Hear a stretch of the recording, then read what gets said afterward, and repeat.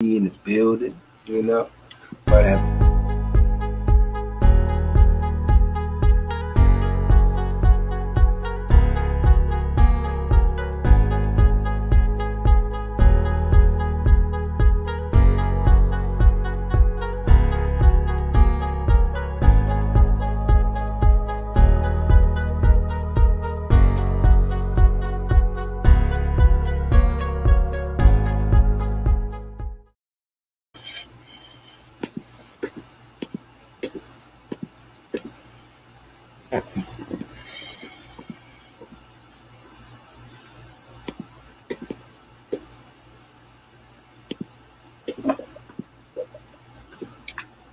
All right, peace, power, and profit, everybody. Welcome to the Urban Economic Empowerment Show. I'm your host, Monica Lamb, and on this evening, we're going to be interviewing Mr. Gerald, who is the CEO of Dynamic 3D. All right. So this live stream is going to be live on several channels. I'm on the Dagger Squad YouTube channel, as well as Monica Lamb YouTube channel, Dynamic 3D 101 YouTube channel. We're also on Facebook, and you could possibly catch it on Instagram. Okay. I will also have a co-host with me, my brother African Emporium, who will be in shortly. I will definitely start the YouTube off. But before I do, I want to make sure I remind you, make sure you like and subscribe on my YouTube channel. Keep in mind, on every Tuesday at 7 p.m., I have a private Zoom where we share business ideas, processes, and all of that great stuff. So if you're interested, make sure you hit me up on Messenger, or you can hit me up at 803-814-5490. Text me. Let me know you want to be in the group. But you know how I do. If you're not on my econ team, then you're not getting in. So if you're interested, make sure you hit up molam.myecon.com. Join the team, and I will let you in the group. Keep in mind, we also have an investment group. After this interview, we're definitely going to bring up them charts because a lot of great things have happened today. If you guys don't have that ticker CPSL, I suggest that you go ahead and you get it. It is an OTC stock. And it's doing this thing because a merger, boom, maybe just happened. So we'll talk about that later. But again, make sure you like and subscribe. Make sure you share the show. And to my battles out there, don't worry. You'll get the link right after this interview. So, who we have here with us tonight? We got Mr. Gerald, David Gerald. This is his social media channels. Make sure you guys screenshot it throughout the interview. If you like what you hear, you're interested in the products or services, make sure you subscribe to the YouTube. Make sure you get on the Instagram and definitely follow him on Facebook. And you can get in contact with him by any means through that. What does he have to offer? So he's a personal trainer. He offered a personal training, whether it's in person, virtual. He also has a small smoothie bar. He's into the modern equipment because he loves to do all that great stuff that you see on the screen, and small groups training. Again, that's his contact information right there on the screen throughout the interview. You like it, you love it, you want more of it, make sure you hit him up. Here's the smoothies that he have to offer. He get into that probably a little later into the interview. You guys see me promoted a lot. So make sure you go hit that Shopify link up. I'll have it stroll throughout the interview. So make sure you get to review all the products and services, and make sure you support the Black-owned business. All right. So I don't want to hold this interview up because I have a lot to talk about. So everybody say hello to David. what it do, world? Mm-hmm. You know what it is. You know who it is. Mr. Turned Down for what 100? Because I keeps it 100. And Mr. Who Wants Smoke. All right. So how you feeling this evening? Are you pretty excited about the interview? I'm kind of speechless for real, but I'm excited. Never had this done before, never had somebody want to interview me. So I'm looking forward to the questions. I'm looking forward to just telling my story. I'm looking forward to just dropping some major nuggets of how I got to where I am today. It happened overnight. All right, so let's see how we're gonna work this out. All right, so I'm gonna start the interview questions off. I will be joined shortly thereafter with my brother African Emporium, who you know as Willis. And so the first question I want to ask you on this evening is tell everybody who is David Gerald. Wow. So David Gerald is just a very outgoing individual. Um, I get a fulfillment of seeing people smile. I get a fulfillment of seeing people happy around me. You know, I'm a people watcher, so it's something about just the energy that another human being can give off. It excites me, so it brings me life, and it makes me want to be more ambitious, I should say, when it comes to just the connection of human beings. So, if I were to sum all that up, I would say David Gerald is a genuine, loving person. Phenomenal. So, since you are a CEO, tell us the name of your business and how did you come up with that name? Okay, so the name of my company is Dynamic3D LLC. Pretty unique story behind that. My name is David Gerald. My birth father name is David Gerald, and my grandfather name is David Gerald. So, growing up, I have a cousin. He was always messing with me, calling me 3D. And at the time frame, being young, I wasn't really that receptive to that name because of my relationship I had with my birth father. And I felt as if I felt like I'm not a 3D. My mother gave me a middle name. So how I'm a 3D, right? So, but it never left me. It rung bells in my ears all the time. So, to fast forward 2018, me and my cousin linked up. Firefighter, shout out to Inferno Fitness. He definitely showed me the way. We grew up together playing sports, but when I seen him years later, he was a whole nother person. So hopped into the gym life, and when I hopped into the gym life, it was different because I was curious to how to do certain things that I'm seeing people do. So as I'm working out in the gym, and I start working at the gym, my OG, he was showing me some things, and I asked him one day when I'm just thinking outside the box. I asked him, I said, when you see me work out, what comes in mind? He said dynamic. I said, okay. And I left it at that, right? So I just put it together one night. I was sitting in the crib, just kind of just chilling out, and I was like, Dynamic 3D, Dynamic Fitness 3D. So at first it was just Dynamic Fitness 3D.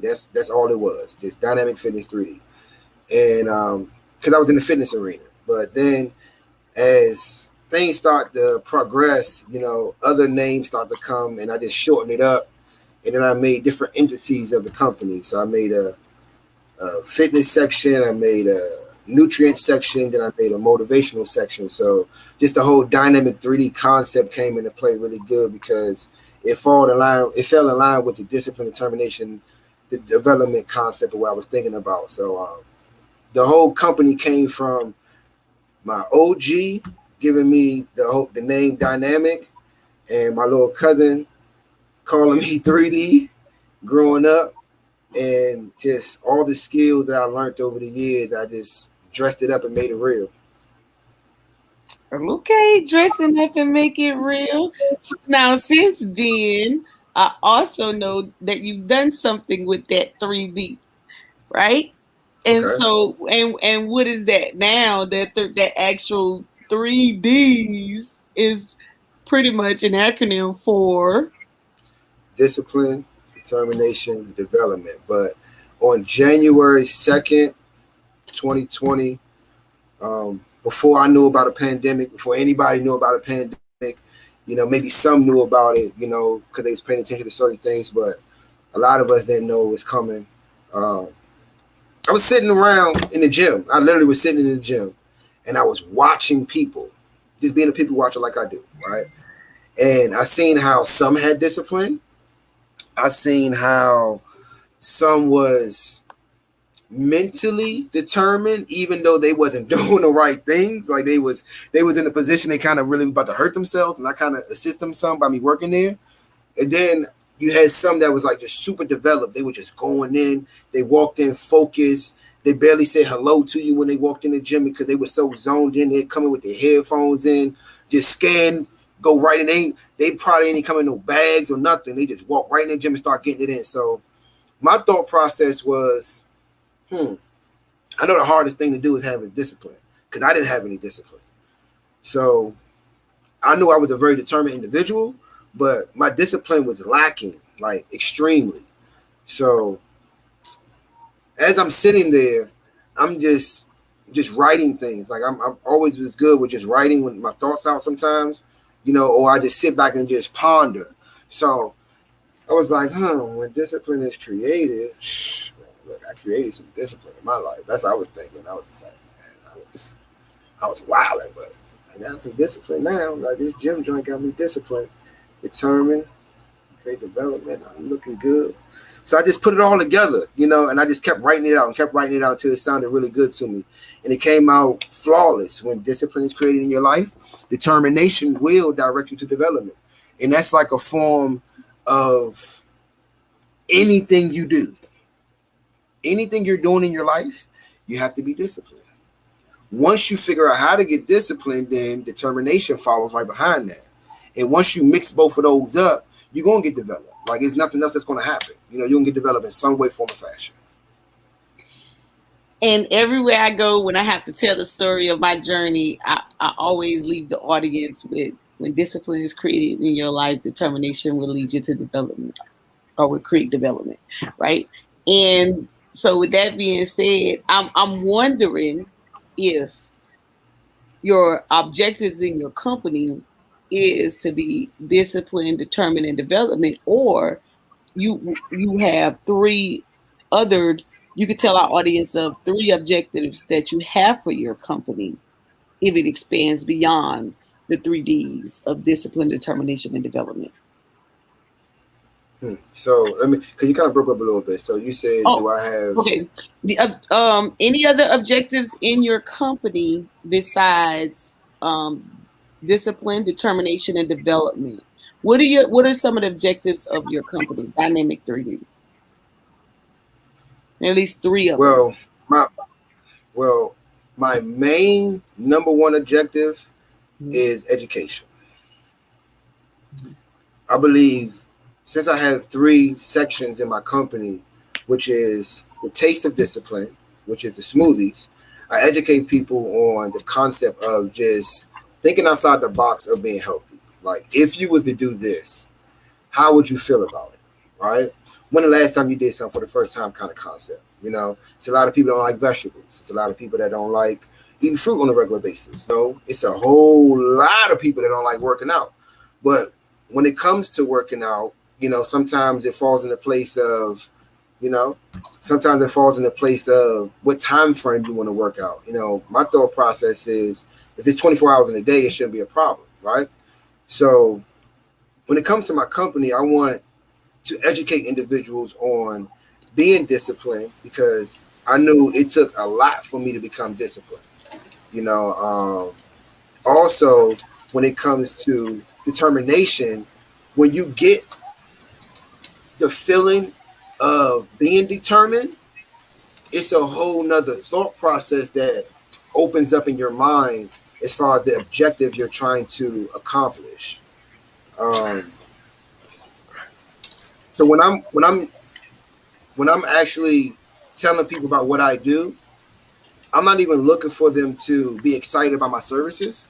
I'm more so looking for them to be excited about the education I'm giving them on maybe being involved in the services, let alone just doing the services. I want you to be excited about what you're going to learn from being involved, because there's a lot of people out here that has businesses that has great services, and some of their customers don't even know the significance of their services. So I want you to really know how important my services is based off me just telling you what I'm doing.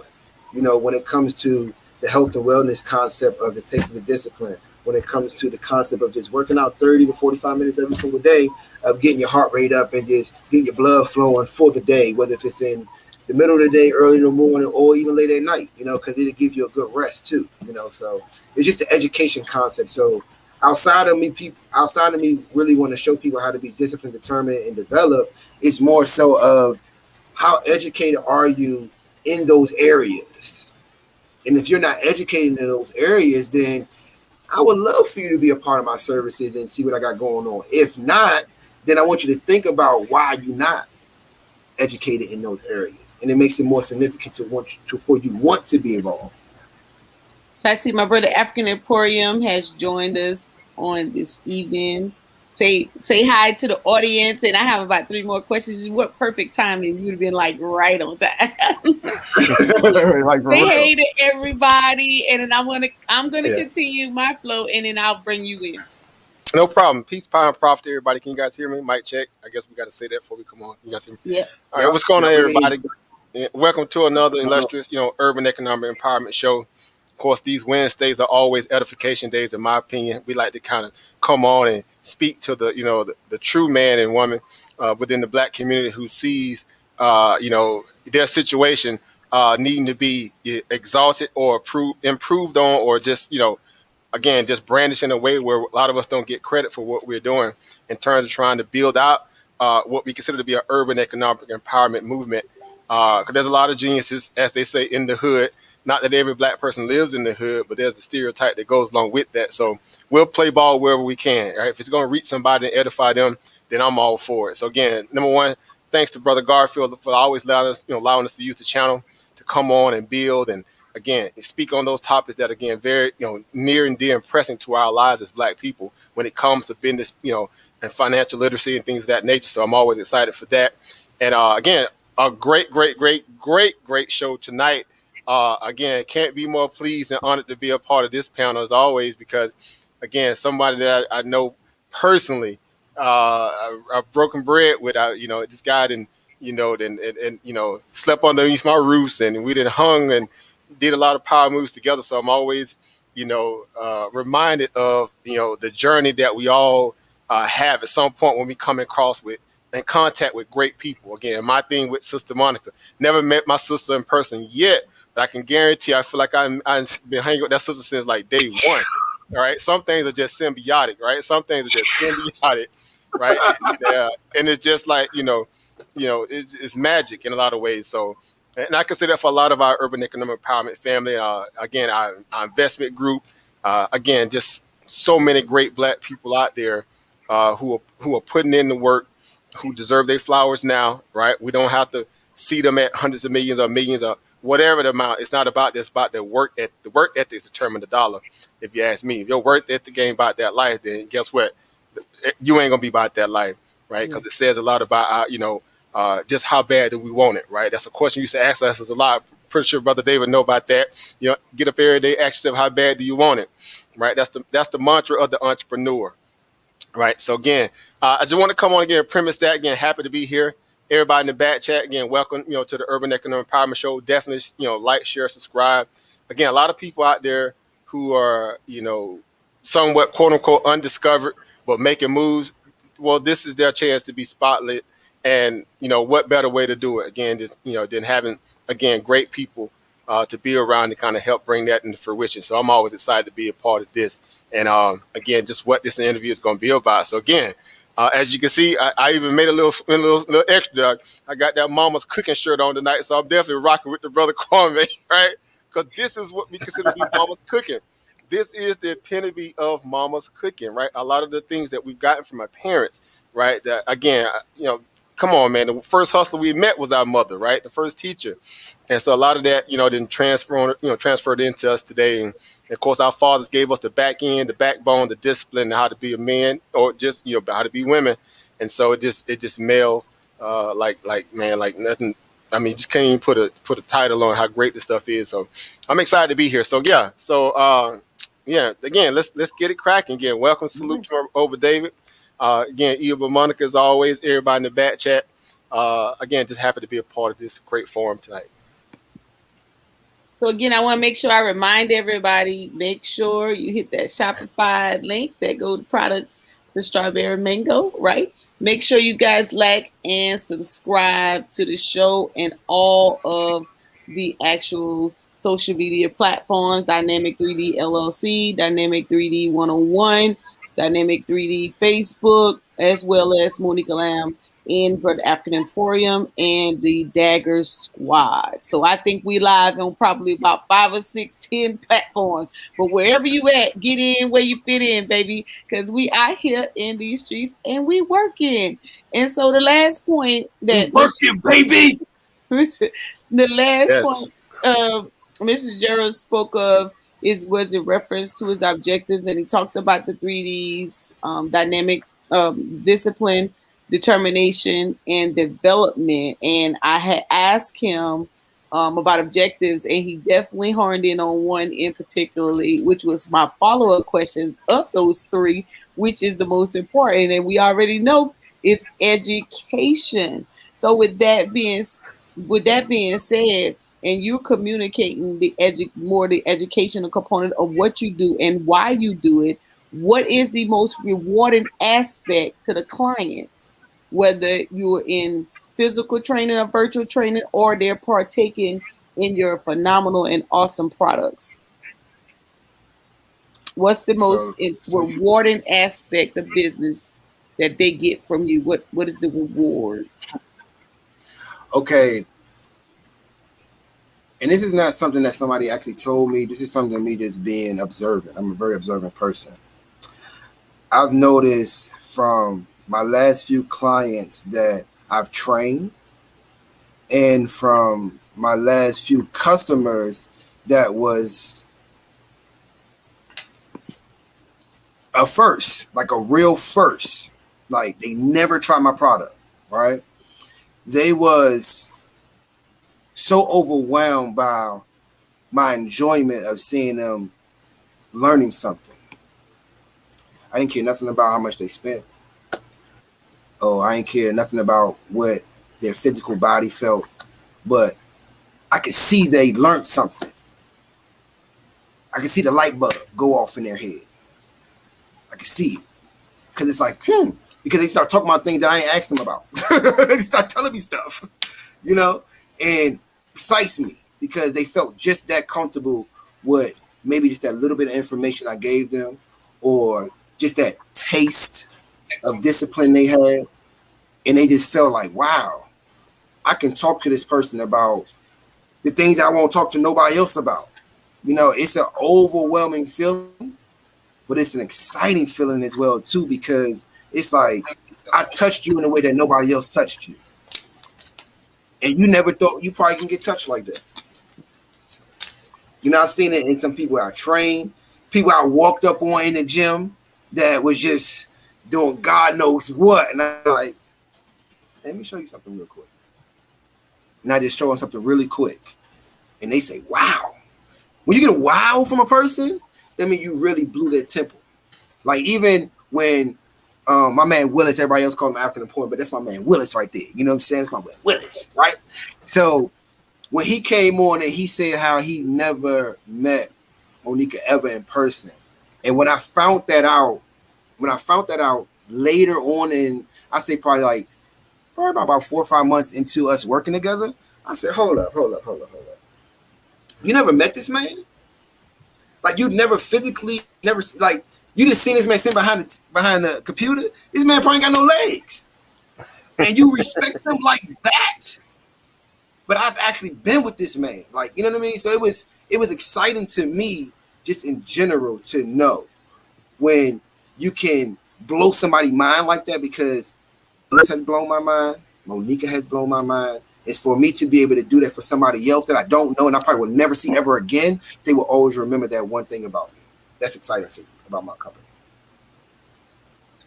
So when I think of your company having partaken in the physical training as well as the product, when I think reward, I definitely think education and impact. And so when I think about how, or okay, so it's one thing to share information. It's another to share information on why it has to be done or indulged in that manner. And a lot of times when you come across subject matter experts who are just school trained and has not been in the field, or what Brother African Report and I would know also well is methodology, you get a whole nother avenue of reward. You don't really get reward. You may get outcomes, but results come and go. There's a difference when me being a client of your business as well as a customer, the results are everlasting because of how you go about your methodology in business. And so the reward for me is educational and impact. And so because of that, a person is able to come out of your development or training with products and be able to say, can I do this without Dynamic 3D as my overseer? And I would say yes, because you in those stages too often people start businesses and they have no idea of how to facilitate a programmatic business. And personal training and physical training, whether it's virtual or in person, should be a programmatic deal. And so when I got stuck in discipline stage, and I at that moment, I when you kept saying you just want to stay in discipline, you ain't supposed to be here this long. You're supposed to be moved over. It immediately pushed me back to my military days of making rank.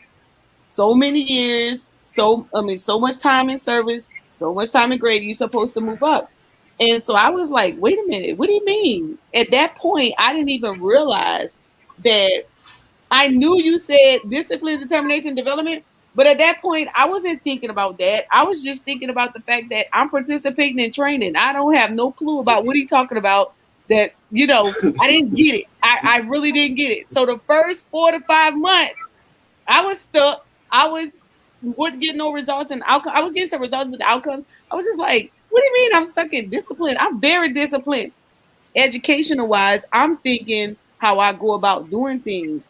You're thinking like, okay, now if this girl was disciplined, she would definitely be this many pounds, this many inches, this many whatever. She ain't moved. And at that point, I was like, and I think you made a comment and you said you got to do something new. I talk about this a lot.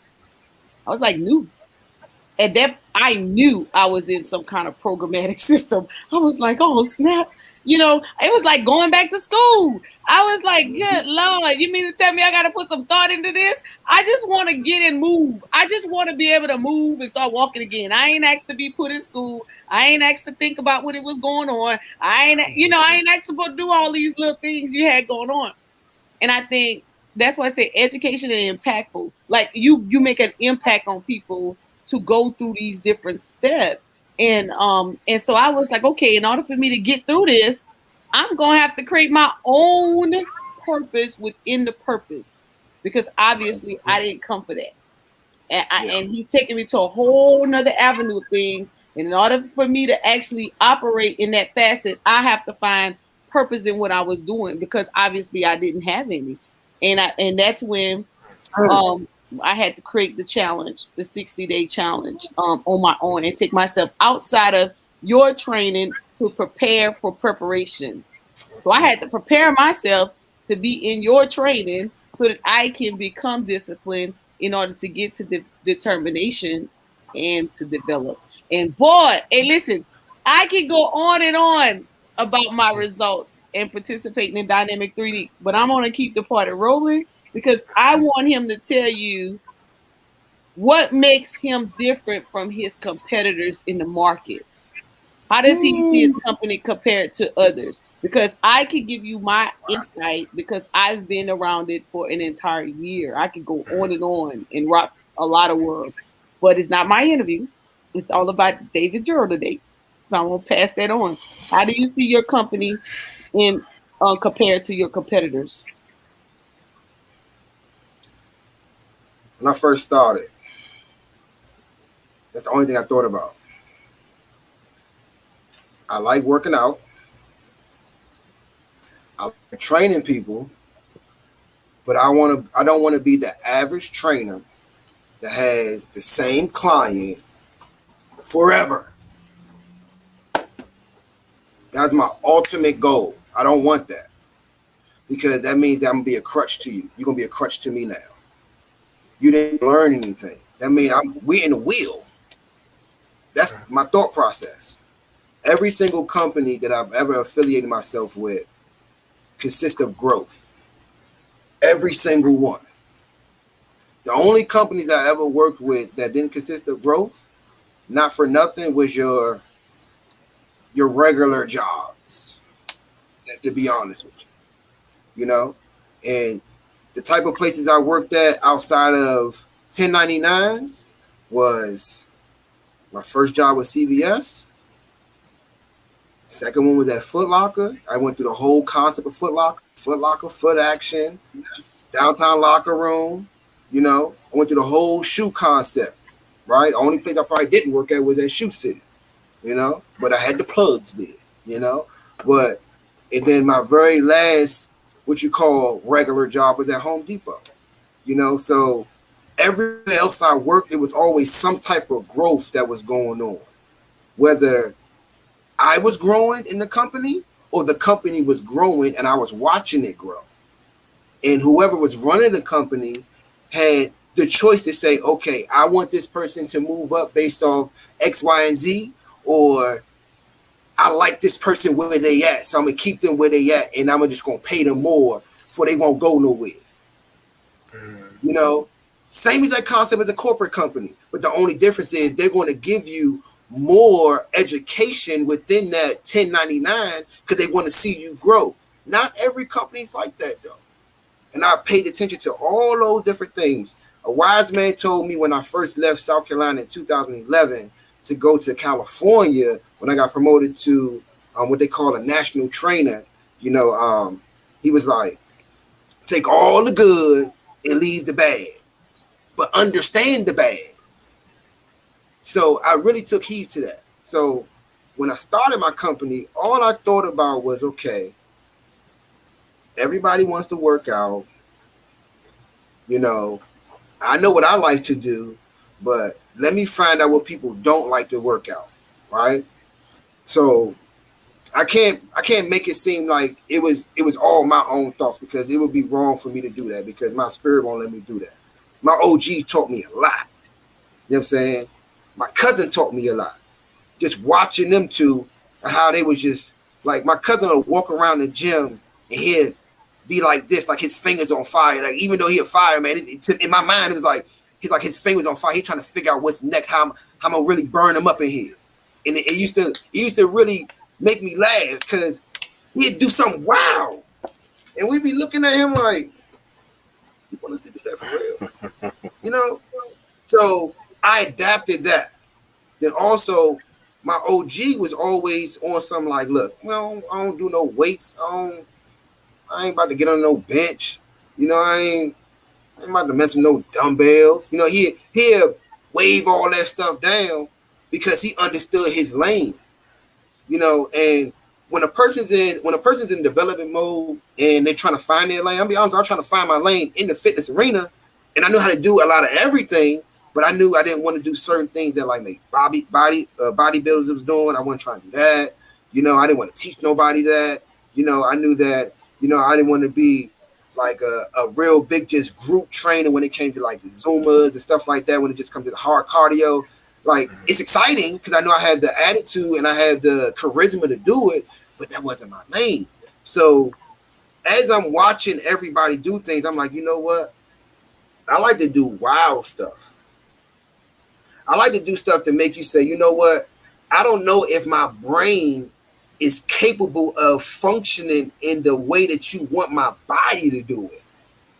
I said, that's my lane. That's my lane right there. because I understand that if you can't move your own body weight around, then you can't lift no weights. People blow their backs out lifting up bags out the grocery cart. Pause. Why did you just blow your back out from picking up bags out the grocery cart? Because you don't know how to pick anything up. You don't know how to use your own body weight to carry stuff. You know what I mean? So I thought about that. Just the natural thing. Then, last but not least, I didn't want to see nobody get hurt. I've seen a lot of injuries playing basketball, playing football, you know what I'm saying, just watching TV, things of that nature. And in my mind and in my soul, I didn't want to see nobody get hurt on my watch. Whether if I was working at the gym or whether I was just at the gym, period, and I ain't even training nobody. I'm just there and I see you over here doing something wild. Because most people in the facility, they're not paying attention to the personnel that's in there actually working out. They just in there waiting for a check. So I wanted to make sure I did everything differently, you know? So when it came to just engaging customers, I used all the principles I learned in the different companies I learned, you know, and I just minimized it, you know, really, really minimized it to the point that I just want to see you smile. I just want to see you feel educated. You ain't got to buy nothing from me, but one thing you're going to know is when you see me, this guy was excited. He was motivated, and it seemed like he was on something because he was just wilding out. But I was on CMOS all the time. Life. Yes. Which brings it right in. I'm glad you said CMOS again. Which brings it right in because my last question was, does your company have opportunities for others to participate? Now you spoke a lot about the fitness aspect. And so what I'm holding in my hand right now is Dynamic3D CMOS smoothie. Choppy. Right? Yes, baby. Nice, cold. This is how I met. I can't. I'm choppy. Can you hear me now? Better? It's clear on my side. Hold up. Okay. So this is how I met Dynamic3D. Walking through the flea market, or the African Emporium, has said, "Hey, Sister Mo, you need to connect with my brother David." I'm like, I don't know David, but we'll see. About 2-3 weeks, and I never went down those roads to go look. But he dropped over. He'll come back. One day, somebody come through talking about ice cold CMOS smoothies. Get your ice cold CMOS smoothies. Alkaline that body. Let's get healthy, people. And just so happened, let me let him back in. He just so happened. Good. I'm glad they put you on the bottom, anyways. It just so happens. The one weekend I was like, "Hey, let me get one of those." He turned around. I seen the back of his shirt, and I said, "You know, you must know my brother African Emporium." And of course, that was Greek to him because he didn't know him as that. But I was sure that he was the person. So I hit brother African Emporium up and said, "Hey, this guy. I guess this is this guy, but he say he don't know you." So when I put African Emporium on the phone, and then it was like a moment, right? And then I didn't get the phone back. But needless to say, you know, you spoke a lot about the physical fitness side of the deal, but I want you to talk about the CMOS smoothies, your products that you actually sell. Okay. And I've actually, for the audience, hey, listen, you guys, peace, power, and profit. I appreciate everybody who's watching on YouTube, on all the different channels. Make sure you subscribe. Make sure you subscribe to our brother David on Dynamic3DLLC. You see it scrolling across the banner there. And when you get the moment or opportunity, make sure you go and you look at the Shopify link.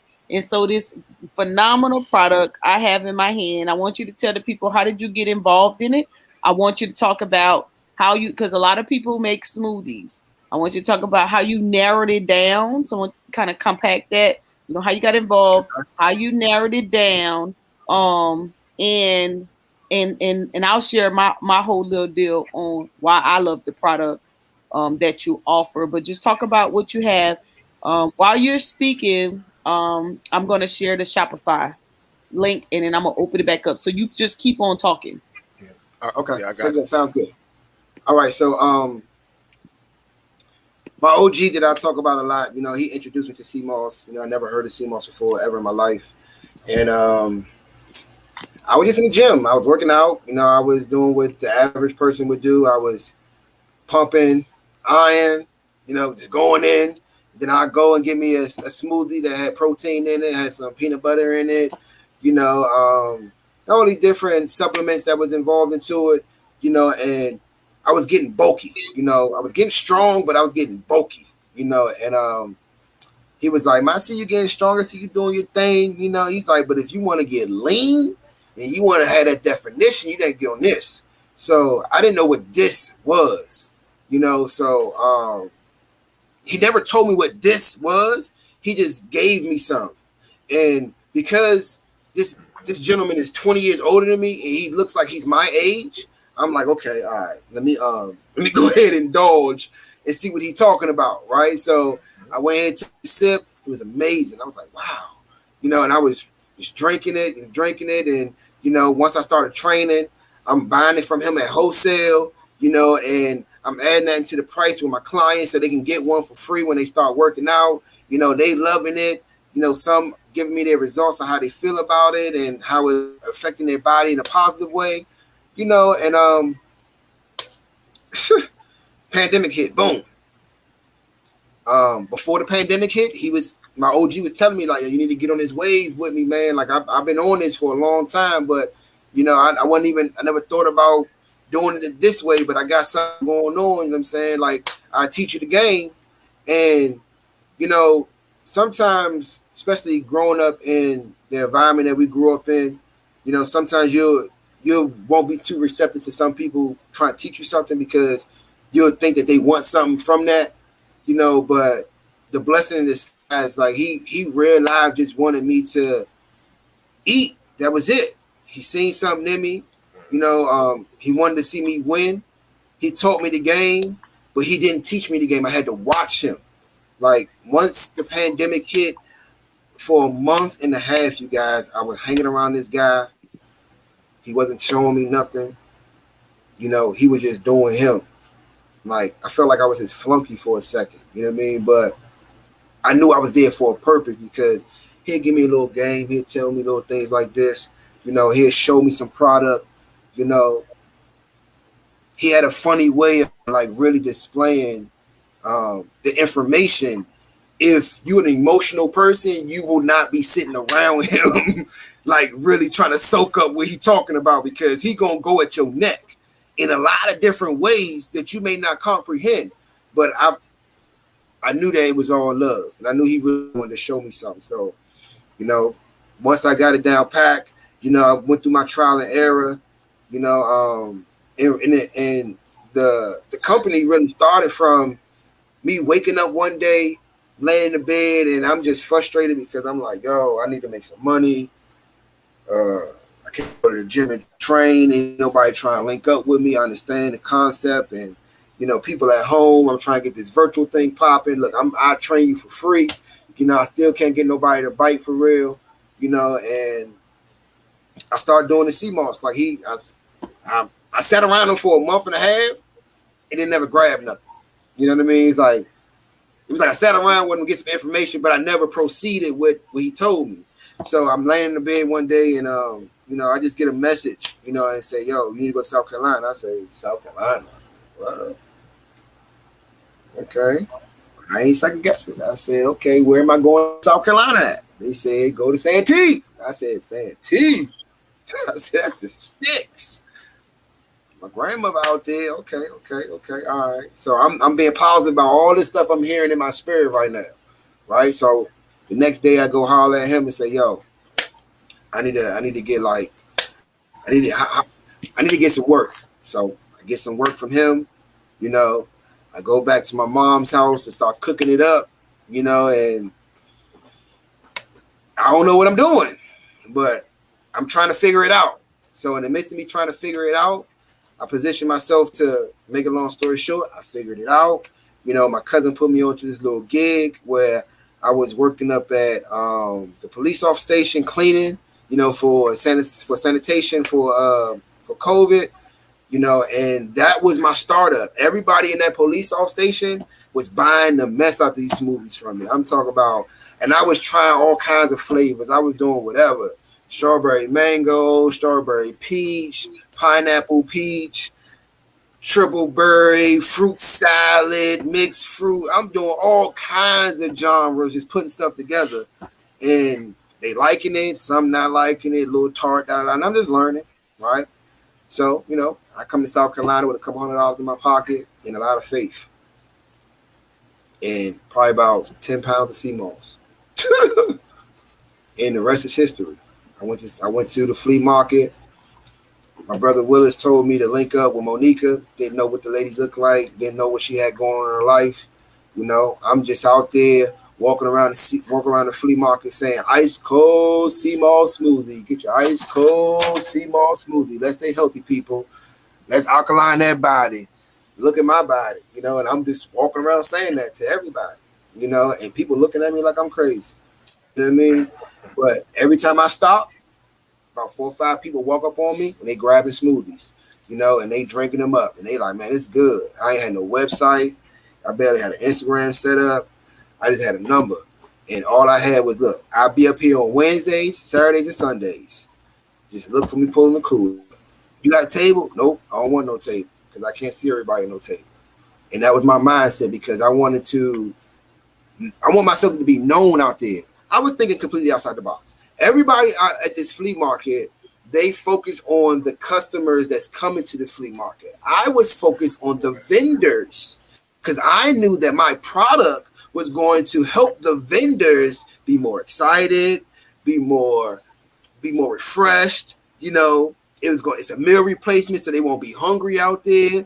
So it was a lot of different thoughts I had going in my mind. So I knew that if I can get at least 10 to maybe 15 vendors, like they looking for me, I'm out there every Saturday, Sunday, and Wednesday because I know they out there looking for me. Then eventually I get customers that start buying stuff from me. That was my method, and once I got that popping and I'm going out there and I'm selling out in an hour and a half, sometimes 45 minutes. I'm getting out the car, walking up to me because they didn't know what my car looked like now. You know what I'm saying? It was all right. Then I start narrowing it down.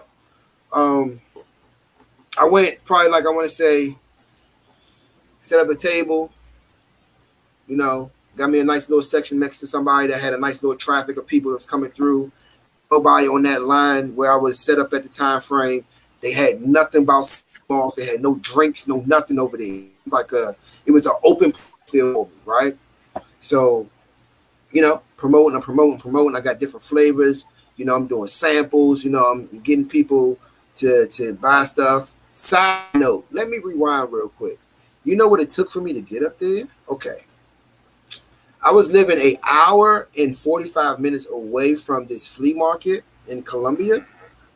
I was living in Santee.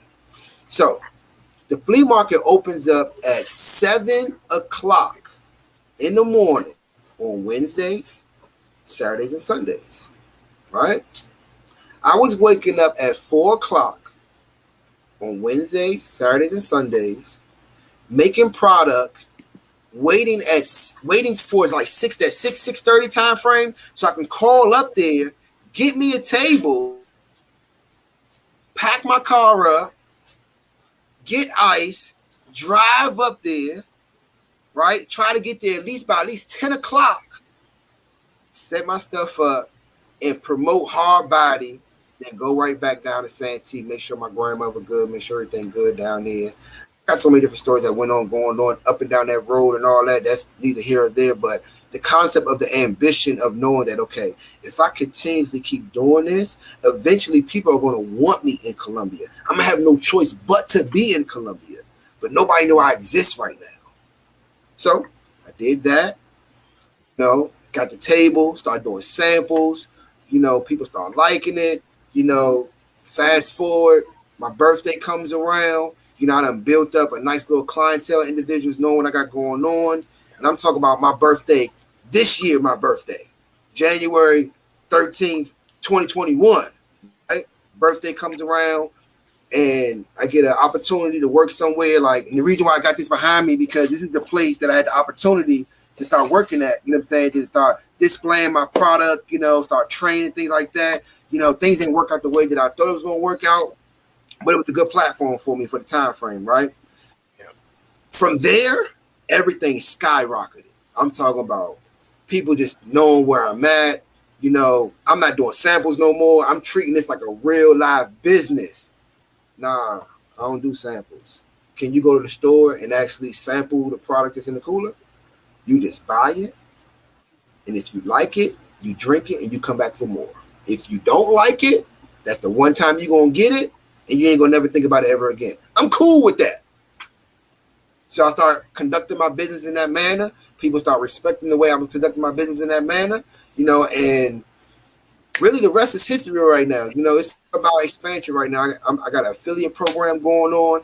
You know, I got people all over the United States that want to really get involved in just the concept of sea moss smoothies because they like smoothies, you know, and I kept it, I stayed in my lane. You know, I didn't want to do what everybody else was doing. I didn't want to make flavored gel and all this other madness.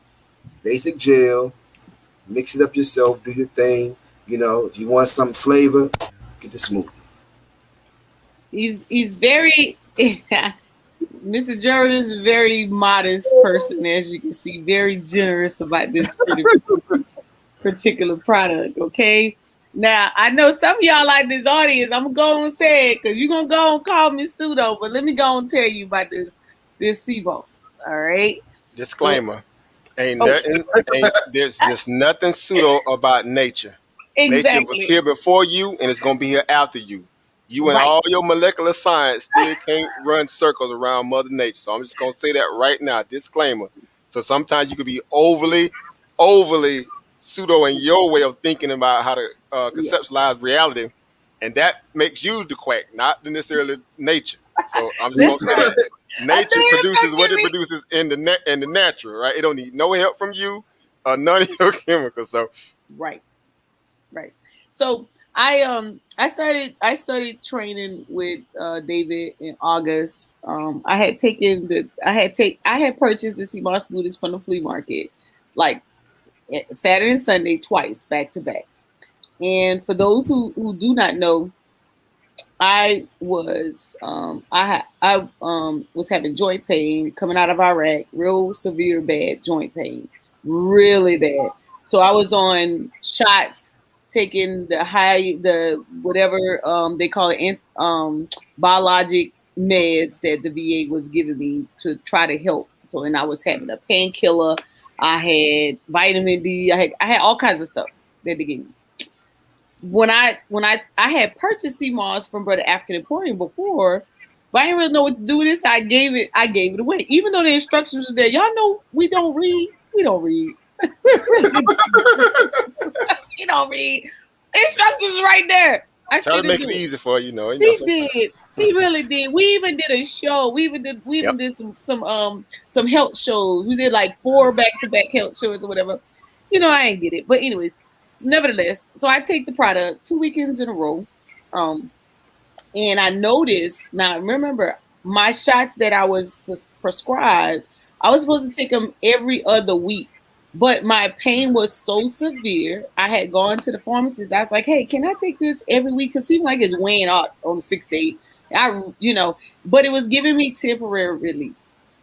When I took the sea moss, I had it only in the smoothie. I didn't even have it straight up yet. I only had what was divvied out in the smoothie. I noticed the next week, I didn't take the shot, but I didn't really think nothing of it. I was just going with the motion because I was feeling pretty good. Now, mind you, I was feeling a lot of pain because I wasn't getting up at all. I'm going to show you, before I pass the mic to Brother African Emporium, I'm going to show you guys the progress because I'm going to give him his props. I'm going to pat him on the shoulder. I'm going to pat him on the back because he deserves it, because I'm going to tell you absolutely why. When I say education and impact, how I got my results, I'm about to share it with you now. After 2 weeks, I was like, okay, I'll keep going. So I started buying the half a gallons. I was taking it every day. 4 weeks passed by. Y'all know I'm a retired Army vet. I didn't prescribe my meds. So I got a nice phone call from the VA. Like, excuse me, but you about to get kicked out of the system. I'm like, why? It was like, you haven't prescribed for any of your meds. I have been taking meds since 2006. Listen, this is not just a testimony. This is my life we're talking about. Since 2006, I stepped off the grounds of Iraq.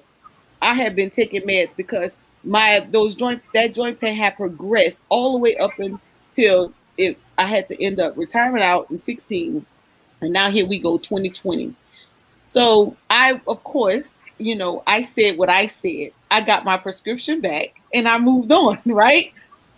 So I was like, okay, let me really try this. So I stopped taking everything. I went cold turkey. I ordered the gel. I had the smoothie. Mind you, I'm gonna share my screen because I'm gonna show you my progress along the way. Because I could only, if you look at me now, you're not gonna believe me because of where I came from. But I'm gonna show you guys. I'm gonna show you. Let me go to. I think I should go to Dynamic Fitness first. Yeah. I'm gonna show you guys what CMOS did for me. He can't tell my story, but I can share my own.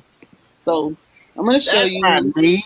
That's not me. Oh, my bad. It ain't you.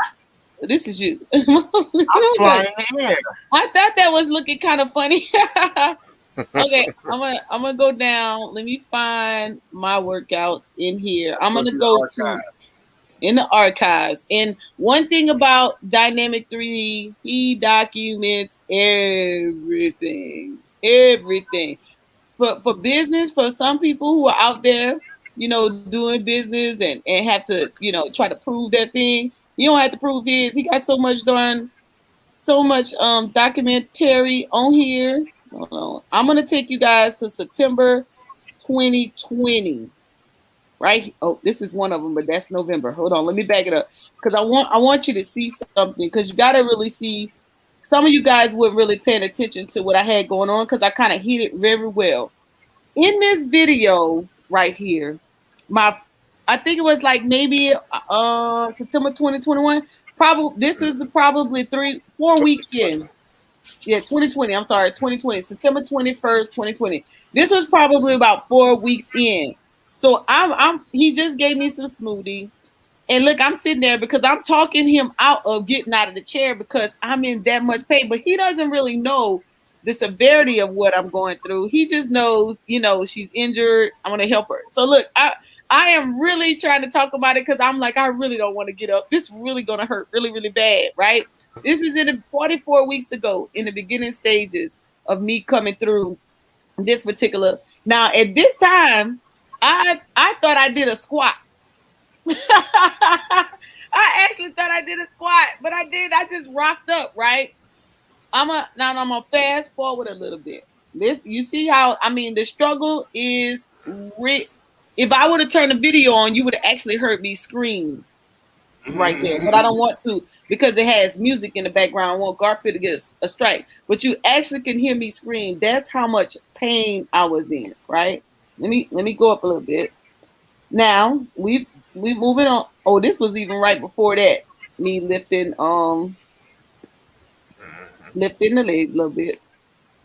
Go up a little bit. See me barely move, barely lift it. And oh boy, I'm struggling. I got the knee braces on, everything. Got the chair nearby. I'm in my garage. I'm doing my thing. All right. So let's keep the party rolling. Come on. You even look heavier there. Look, you look a little heavier there. I was thick. All right. This one, I'm going to show you the progress. Now, this is November. I actually started getting up a little bit. Not quite there, but you can see the struggle. You can see the struggle, right? I'm getting there, though. I actually got up to do that. That's November. Okay, let's keep the party rolling. It gets better. I'm still November 18th. This is just, 2 weeks down the line? Watch me work. All this, watch me work. This is all training. This is November 18th. And at this point, he was like, okay, she want to stand up. All right. But you could see I'm still not aligned. Watch now. For all these people out here who think more crazy. Listen, I'm not on anything but CMOS at this point. No drugs. No pharmaceutical. I did all 5 reps standing. Still not aligned perfectly opposite yet. This is just November.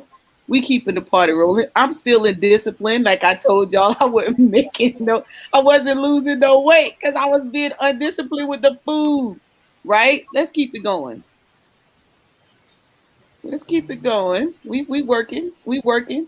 We talking about Dynamic 3D. Make sure you like and subscribe. Let me show you the one where I'm at the lake. Okay, this is March 2021. Little progress. Little progress. Little progress. We're getting it in. Right now. Little progress. This is 20. This is more end of March. I don't think you'd be able to see this very well. I done decided, okay, I go to the gym now. I was afraid to go back to the gym. Like you guys don't understand where I've come from. Going now, I'm squatting and I'm using the medicine ball to squat. Long time coming. All of the relief. I didn't say I was cured. I said it helped me. It supported. It was getting rid of that inflammation, that joint pain inflammation.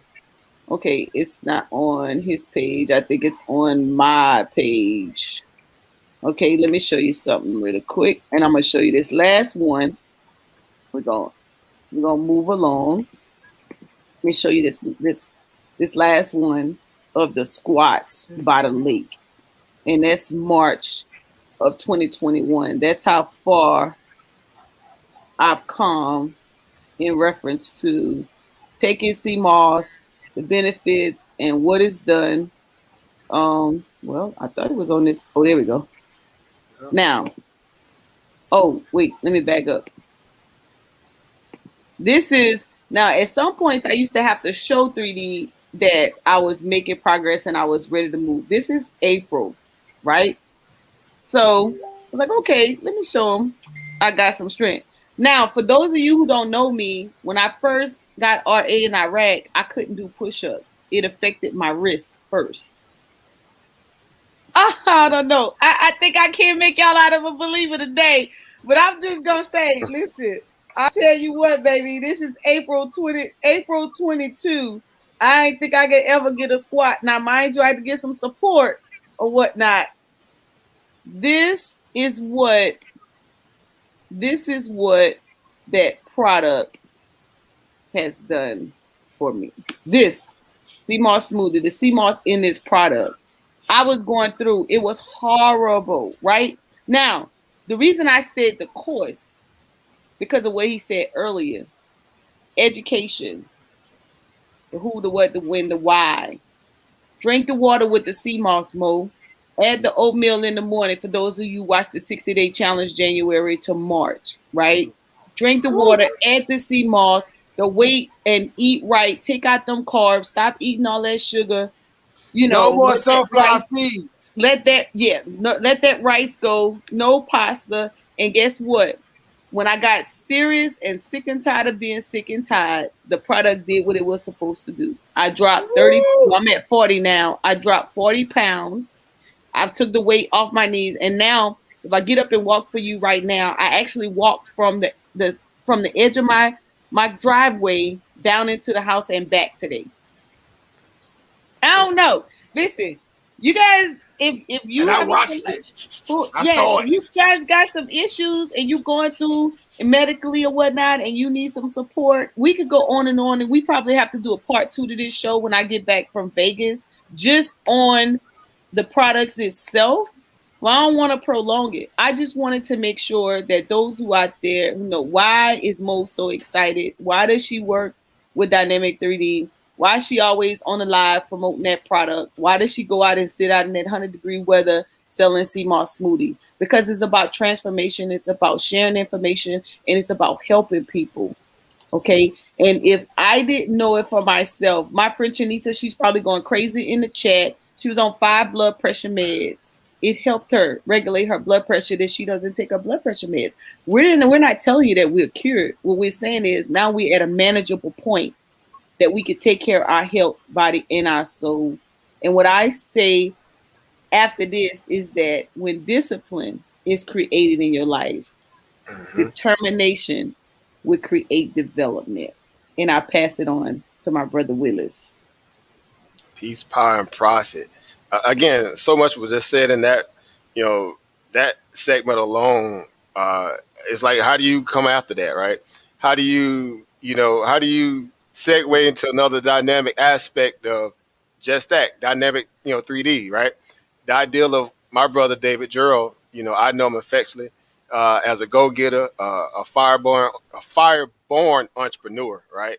As they say, some people got it, right? They said you can't train talent, right? You gotta, you don't, right? Well, he has that special kind of talent, right? He has that Deion Sanders type of entrepreneurship, just circulating in his, his mind and his body, and he's, nothing short of an exemplary ideal of what we consider to be, the ultimate, success story. When we say, okay, well, Black people always been kind of given, the bad end of the stick. We have to kind of make our way, right? No one's waiting to kind of really, lift us up in the way that we think when we speak about, the system or the status quo, right? And so it just, to me, I think it really beckons the idea that when we say we are our brother's keeper, right, or our sister's keeper, well, do we really own that, right? Do we really, really take ownership of that? Because it's going to take each and every one of us to be able to help each and every one of us get to that next stage, right? That next level. And so, for me, again, I've known my brother now, well over, when you say, well, over 10 years now. And the growth that I've seen, seeing him just, constantly just another hurdle. Again, it's nothing short of extraordinary of his work ethic, right? His idea to want to be, what he was designed to be, right? And that's, again, an owner, producer, distributor, or seller, right? Of course, we speak about that a lot throughout the Urban Economic Empowerment Show. When we speak about Black excellence, financial literacy as a whole, of course, Black people are just as much genius to build and construct and run businesses like anyone else, right? A lot of time, again, we don't spotlight the ideal of some of our people out there doing it because, again, we have this kind of overbearing, pinnacle of success we think all Black people need to be at in order for us to kind of give them their credit or their flowers now. Well, I'm here to destroy that, right? Because I think that's that's the most oppressive way to look at your brothers and sisters when our situation, right? And that there are people out here who are putting in the work, yet we still won't support them in a way that's necessary for them to really get their just due. And so I'm excited today to be a part of this interview with my brother because, again, I can personally say I've seen his growth, right? I can personally be his testimony. He need not even say a word, because, again, everything I'm going to say is going to come straight from the heart or straight from the know-how of what I've known, of him and what he's been able to accomplish. And this is no extra, what they call extra sauce or whatever, however the young people saying today, right? I'm just old school. Sauce, baby.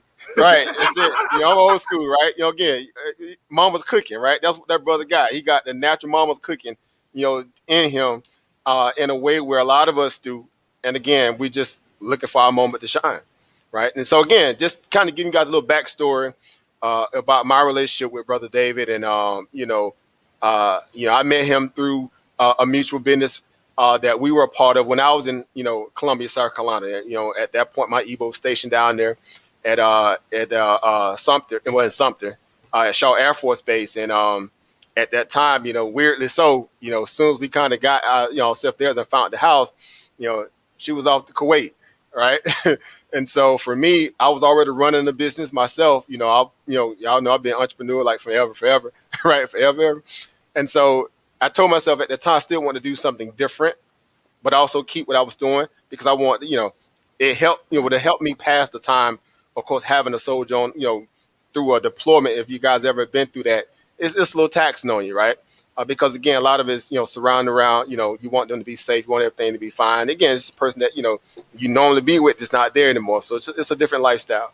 But anyway, again, short story long, I took this little job, and that's because I liked it, the idea of the blueprint of partnership, right? And I want to highlight that word partnership, right?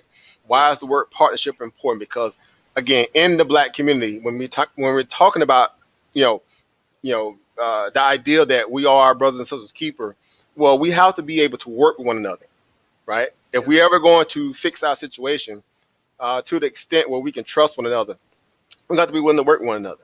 right? Setting aside, any kind of, minutia differences, focusing on what we agree on and building from there.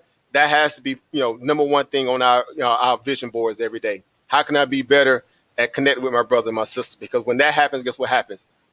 Avenues open up, like lanes open up, right? Things get to moving and get to happening at that point. Because again, no man is an island to himself, as my mom liked to say, right? You need people. And so we met under that same umbrella, right? The idea that, with partnerships coming into this business, we all get 1/3. We all, moving our feet. If we don't move our feet, we don't eat. So it was interesting to kind of, see that when you have a room full of entrepreneurs and everybody's, just as equally focused as the next, right? Because we understand there's an end goal with this, right? And it comes with ownership, right? Being able to control and run, and again, be the boss of your own experience. And so again, that experience with, Brother David, amongst other people in there too, was so refreshing for me because again, anytime you look around, our sector in terms of the Black community, you say, well, I mean, who are some of the people out there that really, are going to be that next person, right? That next one to blow, quote unquote, you like to say. When you come in circles and contact with a lot of our people, somewhat in passing, some of you guys in business, on the job, because at some point you say to yourself, this ain't going to last forever, right? But you just can look around and say, you know what, that person right there going to make it. That person there definitely got the energy and the wherewithal that they can make it. And you can assess or read the room and kind of see exactly, who those individuals are going to be. And I can assure you, again, this is no gas or whatever, right? I can assure you that I definitely saw that in Brother David, right? Him and a sister named Nikki and another, a few others in there as well. But, we were kind of like the chocolate chips amongst the sea of, y'all get my point, see what I'm saying there? Real talk. In that, we were the ones who were the producers. Yes. Right? Numbers don't lie, right? Numbers don't lie. It was about that reality because we were fireborn inside of a marketing company because, the company's called Smart Circle, the umbrella company was on the company called Class V, was an entrepreneur, umbrella, a subsidiary company underneath a bigger company, so to speak, right? And it provides you a pathway to ownership if you are able to kind of complete, a structured, model of being able to kind of run and control your own business based upon these products and services that we were dealing with. And this was 100% direct marketing. So this was no BS, stuff that you get. Nothing wrong with affiliate marketing, but I'm saying direct marketing. We had clients like the Boston Celtics, New Jersey Nets. We had the LA Dodgers. We had a company called Fast Wax, which was a part of the NASCAR. We had hotel restaurant chains. We had a lot of 5-star business. So this wasn't no slouch company. So you met a lot of what we like to say considered to be at that time in the marketing realm, a lot of heavy hitters, right? Yeah. And we saw people literally go through a 6-month training course, how it was designed, sometimes 6 months to a year. And these guys was over 6 figures, at the end of that, that tenure when they kind of made it into the ownership. And so for all of us, it just seemed to be attractive for us to kind of tackle that because we're like, all we need is opportunity, right? Which a lot of Black people, only thing we're lacking is the opportunity, right? But given the opportunity, what happens? We get in there, we run circles. All right. So again, that was, the beginning aspect of something great, not just from a business perspective, but also a personal relationship that I was able to build with Brother David. And again, amongst the other people in that office at that time. And we were just, again, a small unit, but we was like competing against, our entire national branch. And we were kicking butt and taking names in that little office in South Carolina, Columbia, South Carolina. We were ranked 1 at one point. We got to 3 and 4. We stayed within that kind of top 5, top 10. The whole team, I knew I was with that company. And a lot of that was just contributed to what people like Oba David, right? And Sister Nikki and many others, and myself included. Of course, this ain't about me. I did what I need to do, right? And we fed off one another, and that showed us how excellent, in terms of how we value one another. Right. And so, again, today is your day to be spotlit, Brother David. Again, I had to kind of lay all that out to kind of give people the backstory to a degree. Because a lot of people, sometimes don't understand how you meet. Like I said earlier, I've never met Sister Monica personally, physically. But I've met this woman as if like she's upstairs right now and I'm downstairs in my office doing the interview. It's that kind of relationship because a lot of this stuff is symbiotic. Right. And I can say that to a lot of our people that's in the chat. Y'all know how this stuff works. Sometimes you can just tell when you around good people. right? And they genuine, and they just, they bought that life, as like the people like to say, right? There's no smoke with them. So, so again, with that being, yeah, we want the smoke, right? So a lot of things that, we got out of that experience in terms of being around all these, these powerful owners and assistant managers. Because we hung out with the millionaires. Everybody got that story when they was with their company, or they was with a partnership where you hung out with millionaires, and we also hung out with the billionaires, right? Obviously, Mr. Larry Tenenbaum was the owner of the company. We got a chance to rub shoulders with this guy personally, pick his brain, as we like to say, kind of get some of that knowledge. And like many times when you meet, that kind of level of success with our level of ambition, a lot of time we're just there to reverse engineer, right? Because we already know pretty much how they got to where they need to go. A lot of that came off the back of our blood, sweat, and tears. Now it's time for us to kind of steal some of that back, right? Steal some of that juice back, right? So we can reverse engineer it and then take our show on the road. And so essentially that's exactly what we did, right? Brother David, again, being an entrepreneur, again, out the gate, day one, just watching him elevate, from one business model to the next. All he was doing is just basically building a better armor for his business brand. At some point when he kind of set his roots where he needed to be and really expand it, right? Now it's endless. Now he can still go back and do all the things he did previously. That's what makes it great about experiences, right? I think Sister Monica touched on that. The experiences are priceless, right? The experiences are priceless because they give you all the what not to do. Not so much what to do, but what not to do, right? And so I think that's where he's at today. He's at that point of, he's done all the things in a way where he know what not to do. And so since then, his success has just been kind of, overlapping itself, right? So I'm excited again to be here today. So, of course, I want to touch on, the same way how we do when we do our investment training, because it's the same model, it's the same mentality, right? We understand that, in the investment world, we say, due diligence and discipline equals dollars, right? Of course, our brother has, the 3Ds in his, in his business model and his value in terms of what he do, right? Discipline, determination, and development, right? Those things are, in my opinion, prerequisite for any entrepreneur who's willing to challenge themselves to be greater than what they were the day before, right? And so these are things that are not, uncommon to us, but the hardest part about it, like I said, be nothing less than great, right? You got to ask yourself that every day you wake up. Because a lot of this is motivation, because you say to yourself, what's the most interesting dynamic or profession out there that really takes a certain mind frame, discipline, whatever, than that of a personal trainer? Because that's a discipline like none other. That means you have to, again, you're playing the role of a psychologist, sociologist, doctor, so on and what, in a lot of ways when you're dealing with everyday people. Think about that. You have to meet people at where they are, and then, get them to see the potential that's in them. Of course, they're going to be the one doing the work. Our goal is to get them to see the potential that they already have inside of them, because it's already there. And I think that's for every entrepreneur that's out there. We all can accept that reality, because we understand at the end of the day, it's about the work you put in, right? It's what's going to determine the results that you're going to get. And so I love performance-based businesses, because it really shows exactly who bought that life, right? As they say, if you don't move your feet, you don't eat, right? We say that religiously in the Black community, but a lot of jokers still shuffle their feet.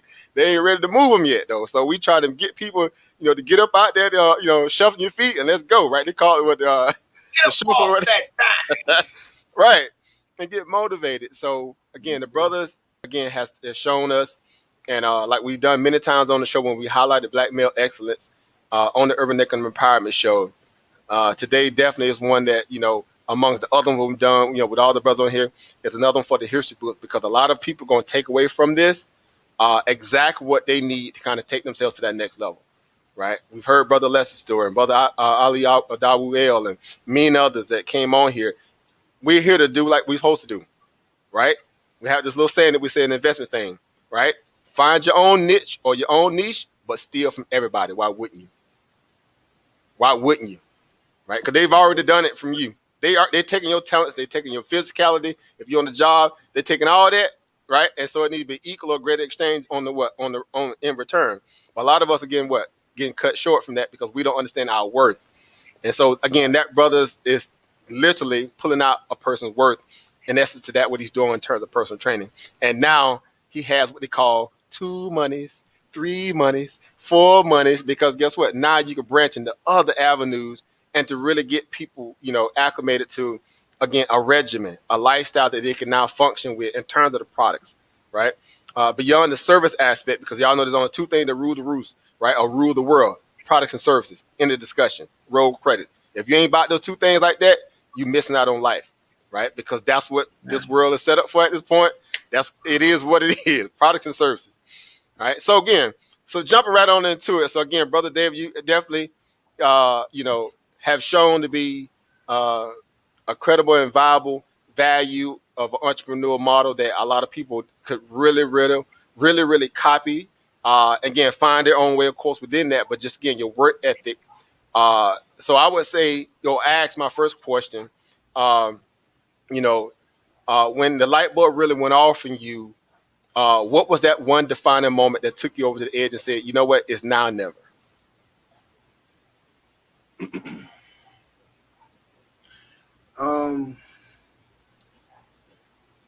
My transition to South Carolina,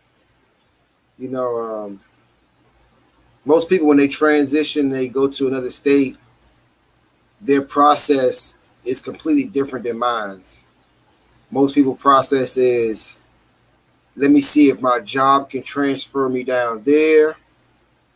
Let me find a comfortable place that I feel inadequate in, where if they have children, if they don't,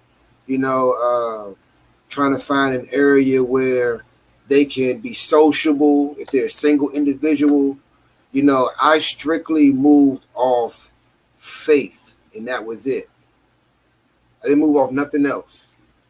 I had no understanding of why I was going, but I knew I had the potential to do whatever I wanted to do wherever I was at.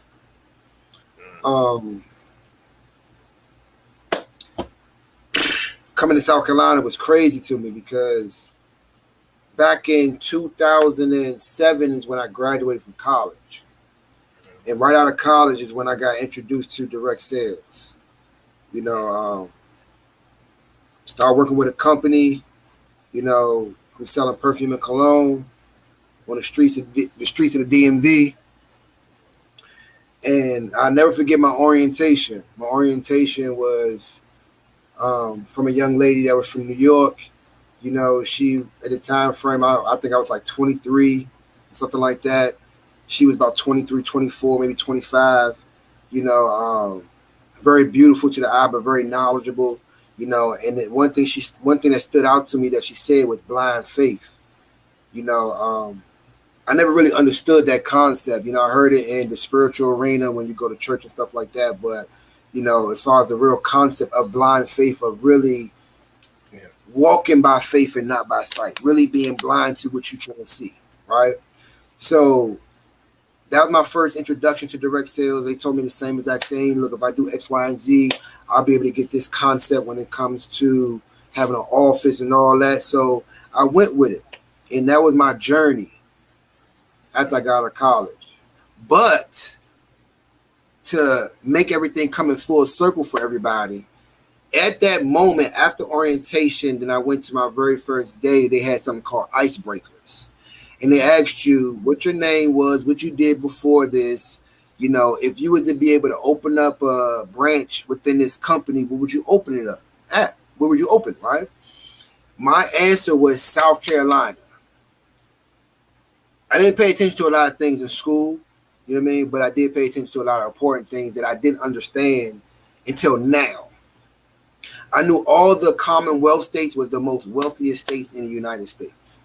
I knew that. I went to school in a Commonwealth state, which is Virginia.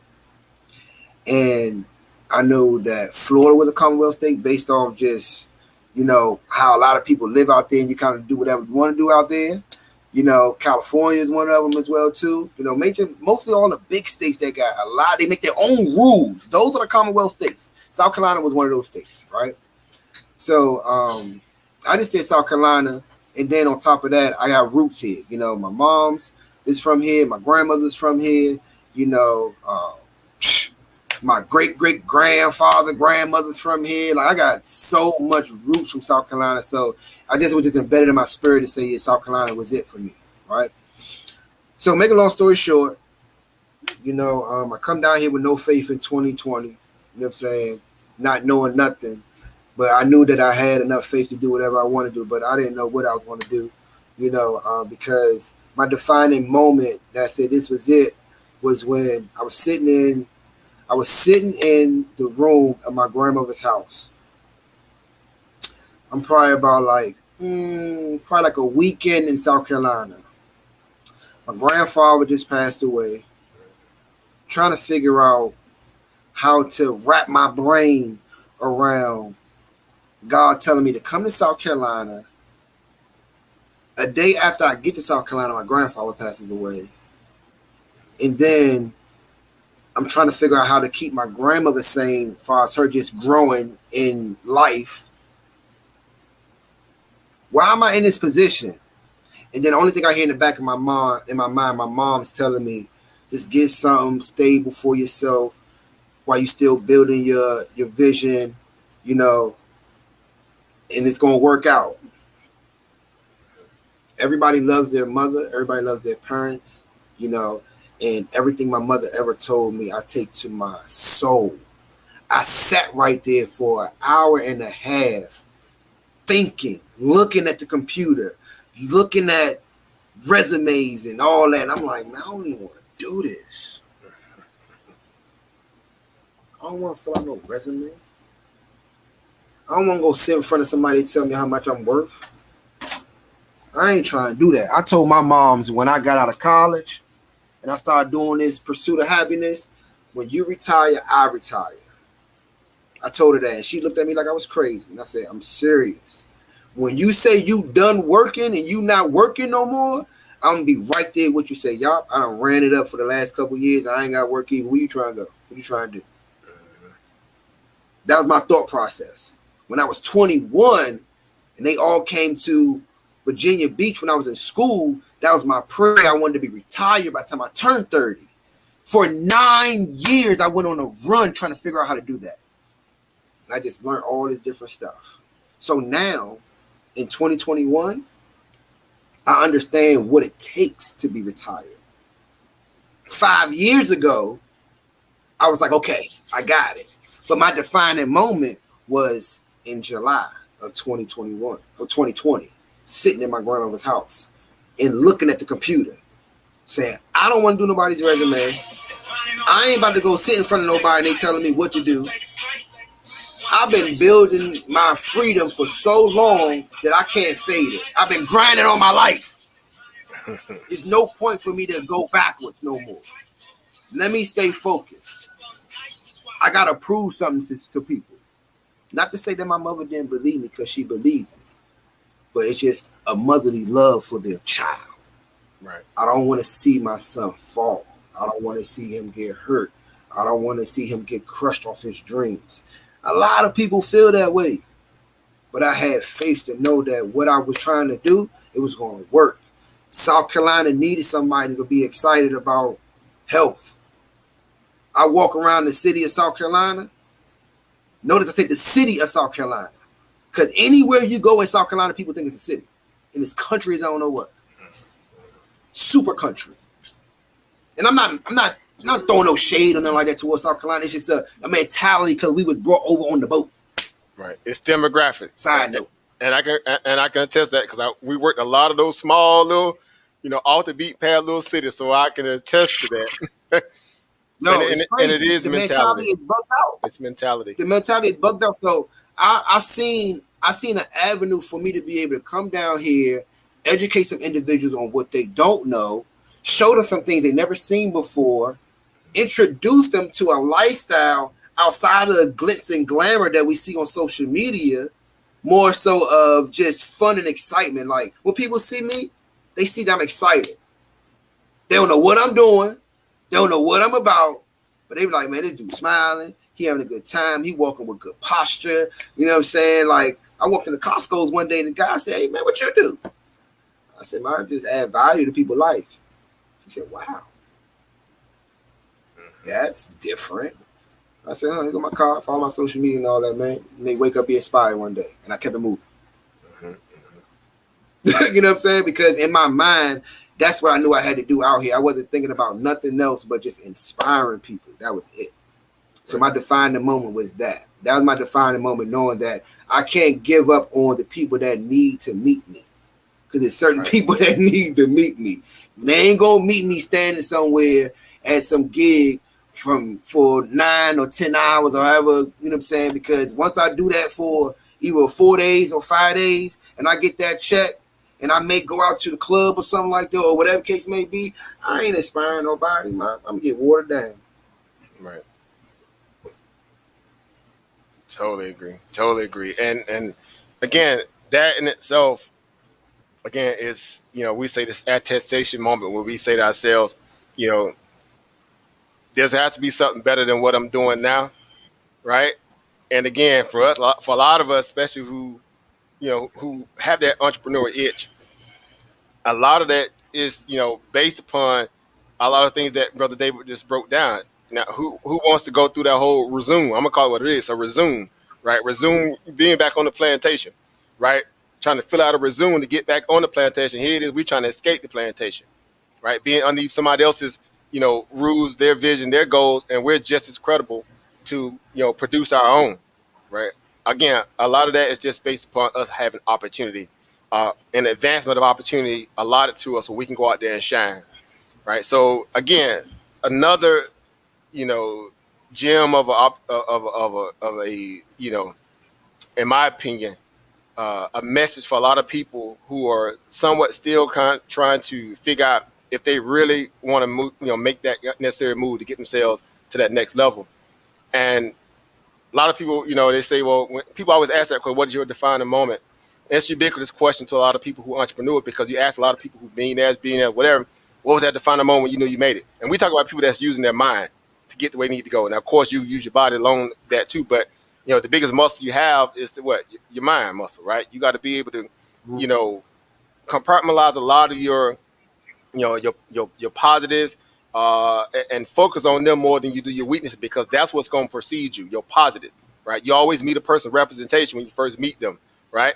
And some people, you just meet them straight up who they are. They just tell you, hey, this is me. I'm 100 out the gate. And you get that person as they are in that moment. And again, if David is that kind of person, his energy is like that 24/7, right? This ain't no, just for the camera on, y'all for the see person. Y'all, this is his energy 24/7. Again, I can attest to it, right? And, and we both share it too, because again, we was working in an environment where, again, like I said before, we had to go out there and produce. Performance-based jobs always produce, real, champions, because again, no one's sitting around just kind of waiting for a clock to tick. It's like, no, I got to make this happen, right? That's a character building moment. I think a lot of us need to kind of go through that kind of regimen of boot camp, and it'll really show who really serious and who's not. But again, the brother being able to do that time and time and again, this many years in the game, and now his success is starting to precede him in a way where it's very noted and it should be exalted. So I'm excited to be here again and speak upon that in terms of what I know, again, of our brother David.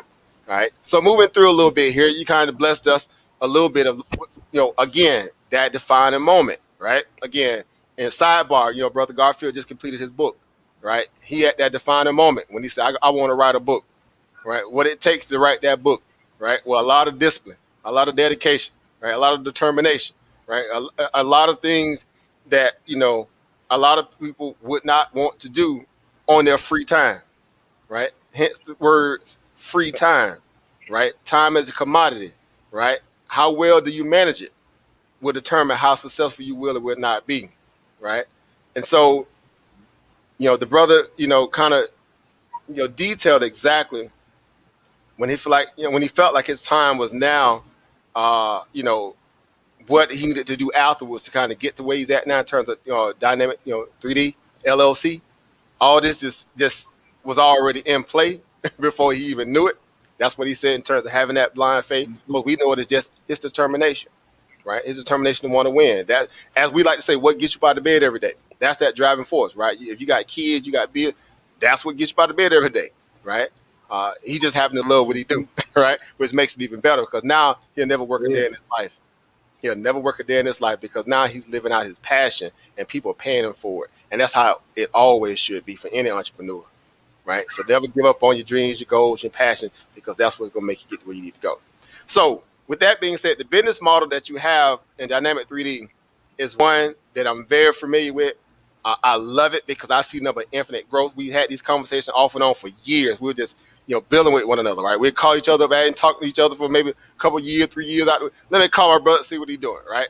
Phone ring, and we answer, right? Because we understand that, being stationary in terms of, even our relationship values that we kind of come into contact with the people, we kind of still have those same links and lines that let you know that we are, we solid people. We ain't just all over the place. We ain't got to run and we ain't ducking and hiding. My number been the same since forever, right?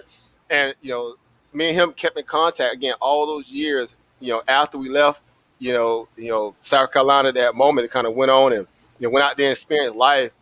The brother has been, again, 10 toes down, thorough ever since. So, again, it's showing in his business. So, in terms of the business model that you have here, it is very, in my opinion, it's a very replicable type of business where people can definitely replicate it.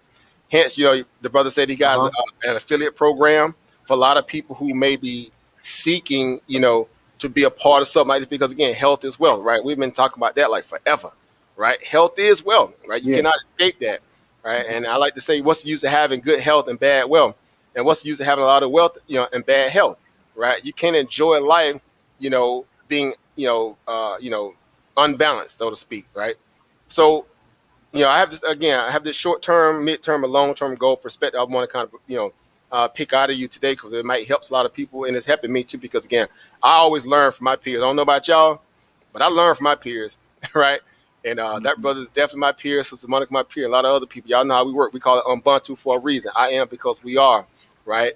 You're always in a state of perpetual learning and growth, because there's something that you can always extract out of a person that you can benefit from, right, in some kind of way or another. So far as your short-term goals, now that you're, you kind of got your roots set up in South Carolina in terms of your business roots, right? We know you got the blood roots, but your business roots, what are some of your short-term goals that you're looking to accomplish here, I would say within the next, 3 to 6 months?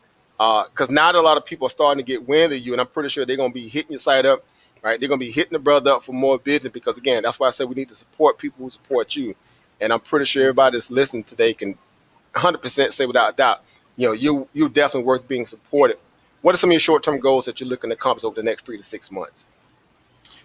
So within the next 3 to 6 months, I'm really looking to diversify my smoothie concept of my company, put that in more of a day-to-day, everyday living. At first at the flea market, where I was promoting getting the most traction and getting the most value for my product, I was doing bottles. I had my 16-ounce bottles. Now I really want to put people in a position it's a luxury to have that bottle, because by having that bottle, for sure that's a meal replacement for you.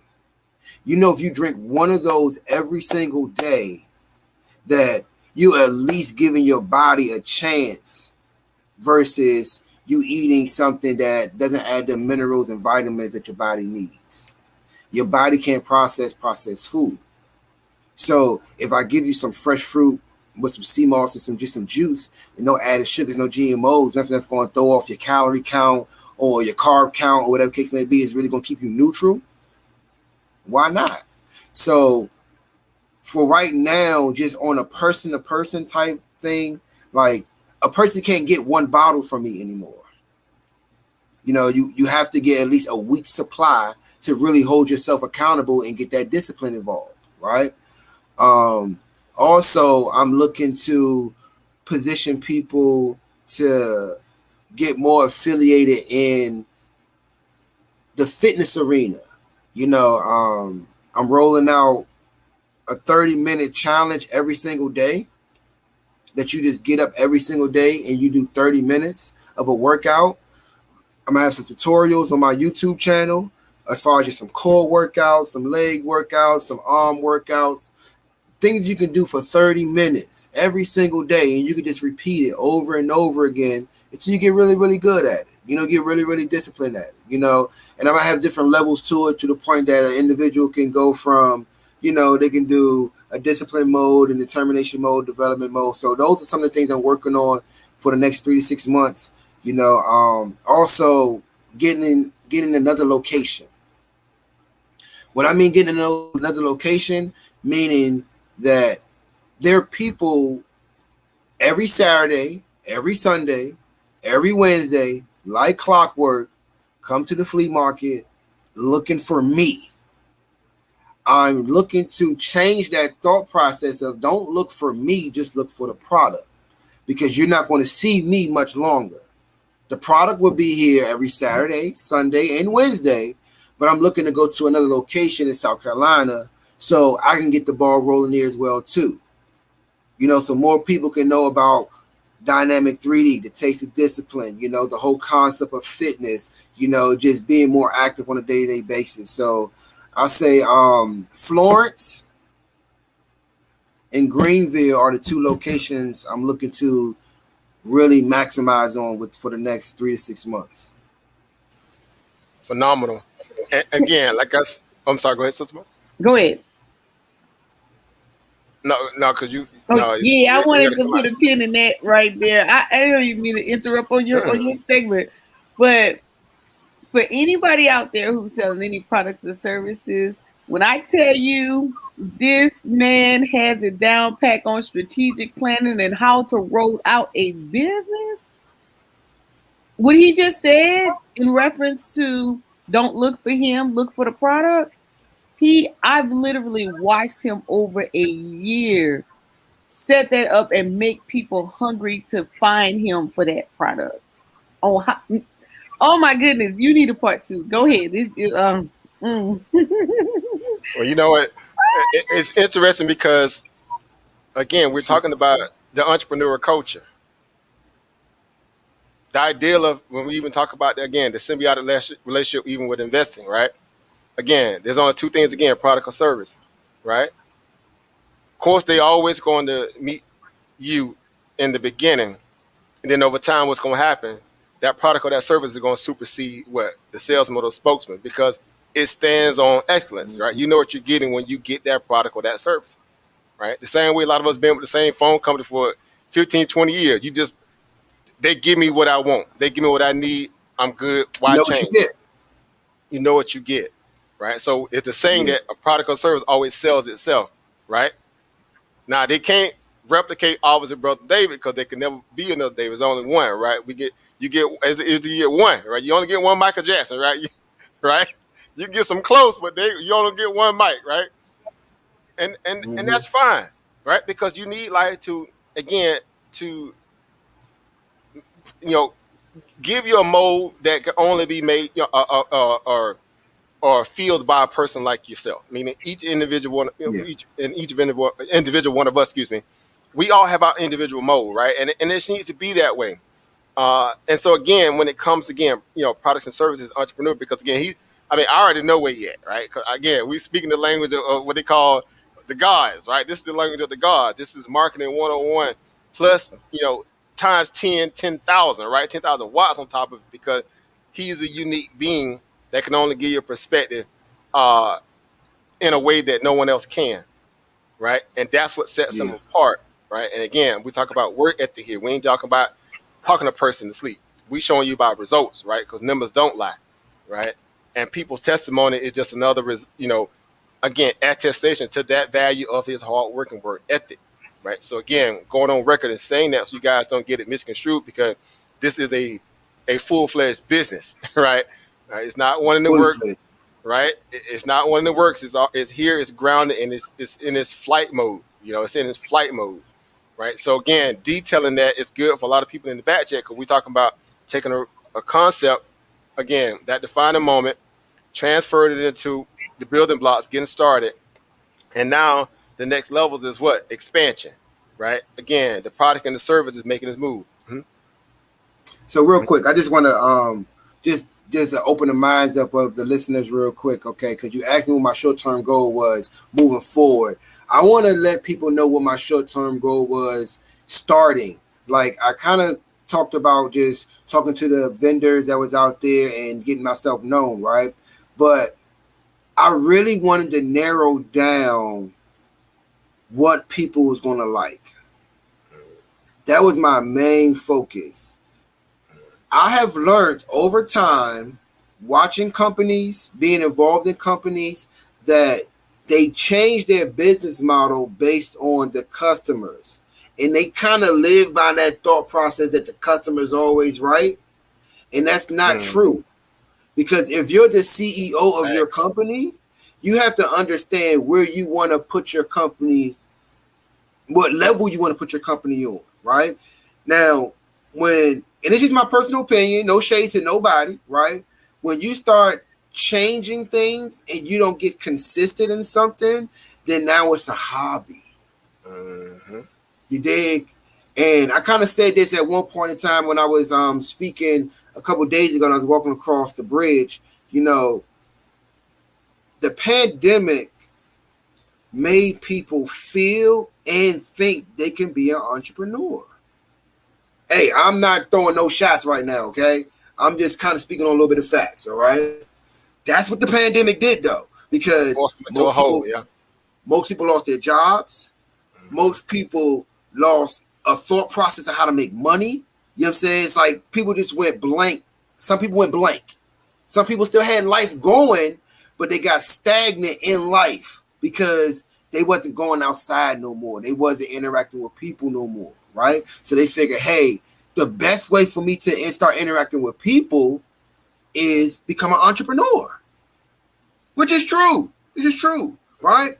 But side note, if you are a person that has a bad attitude on a day-to-day when you go to work, if you're a person that has no motivation towards helping others while you're at work, if you are a person that just want to make money, I just want to make money. I don't care about how nobody feel, nobody thinking. Just as long as I get my check, that's all that matters.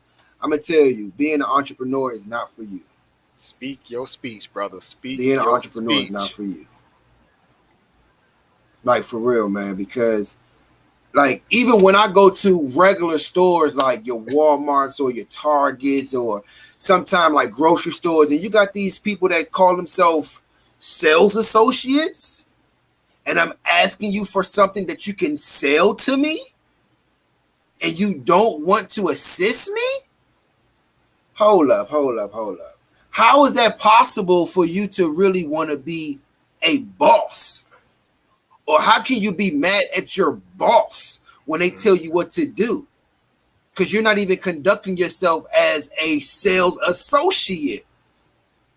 You dig what I'm saying? Like, I really took pride in being a sales associate when I worked at Foot Locker, Downtown Locker Room, Home Depot, you know what I'm saying, CVS. You know, I took pride in that because I knew people was going to buy things for one or two reasons, because they liked you and it was convenient.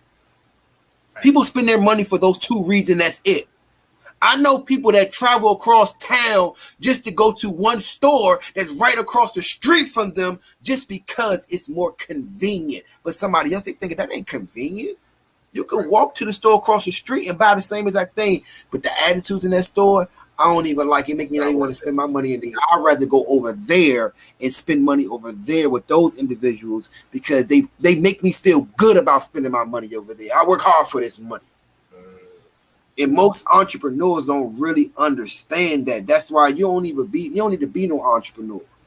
So when I came into this whole game of being an entrepreneur, I understood that one concept. But once I started understanding how to build a brand and start a company, I had to kill people with kindness. I gave out a lot of free stuff when I first started my company.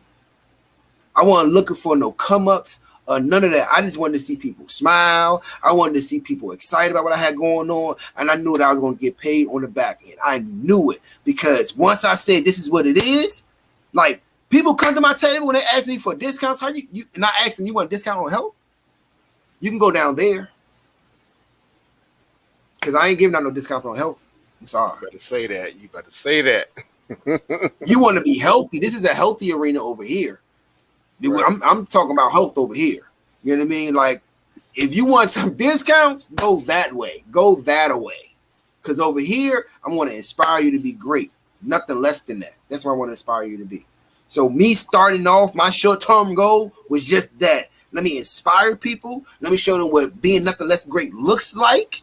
And no, I'm not taking no shortcuts. And I'm not taking nothing short. Stand. Facts. Again, another reason why, when we speak about, especially again on the Urban Economic Empowerment Show, when we kind of lead off with the idea that, for those who are truly, serious about change, well, those are going to be people that's going to fill your seats.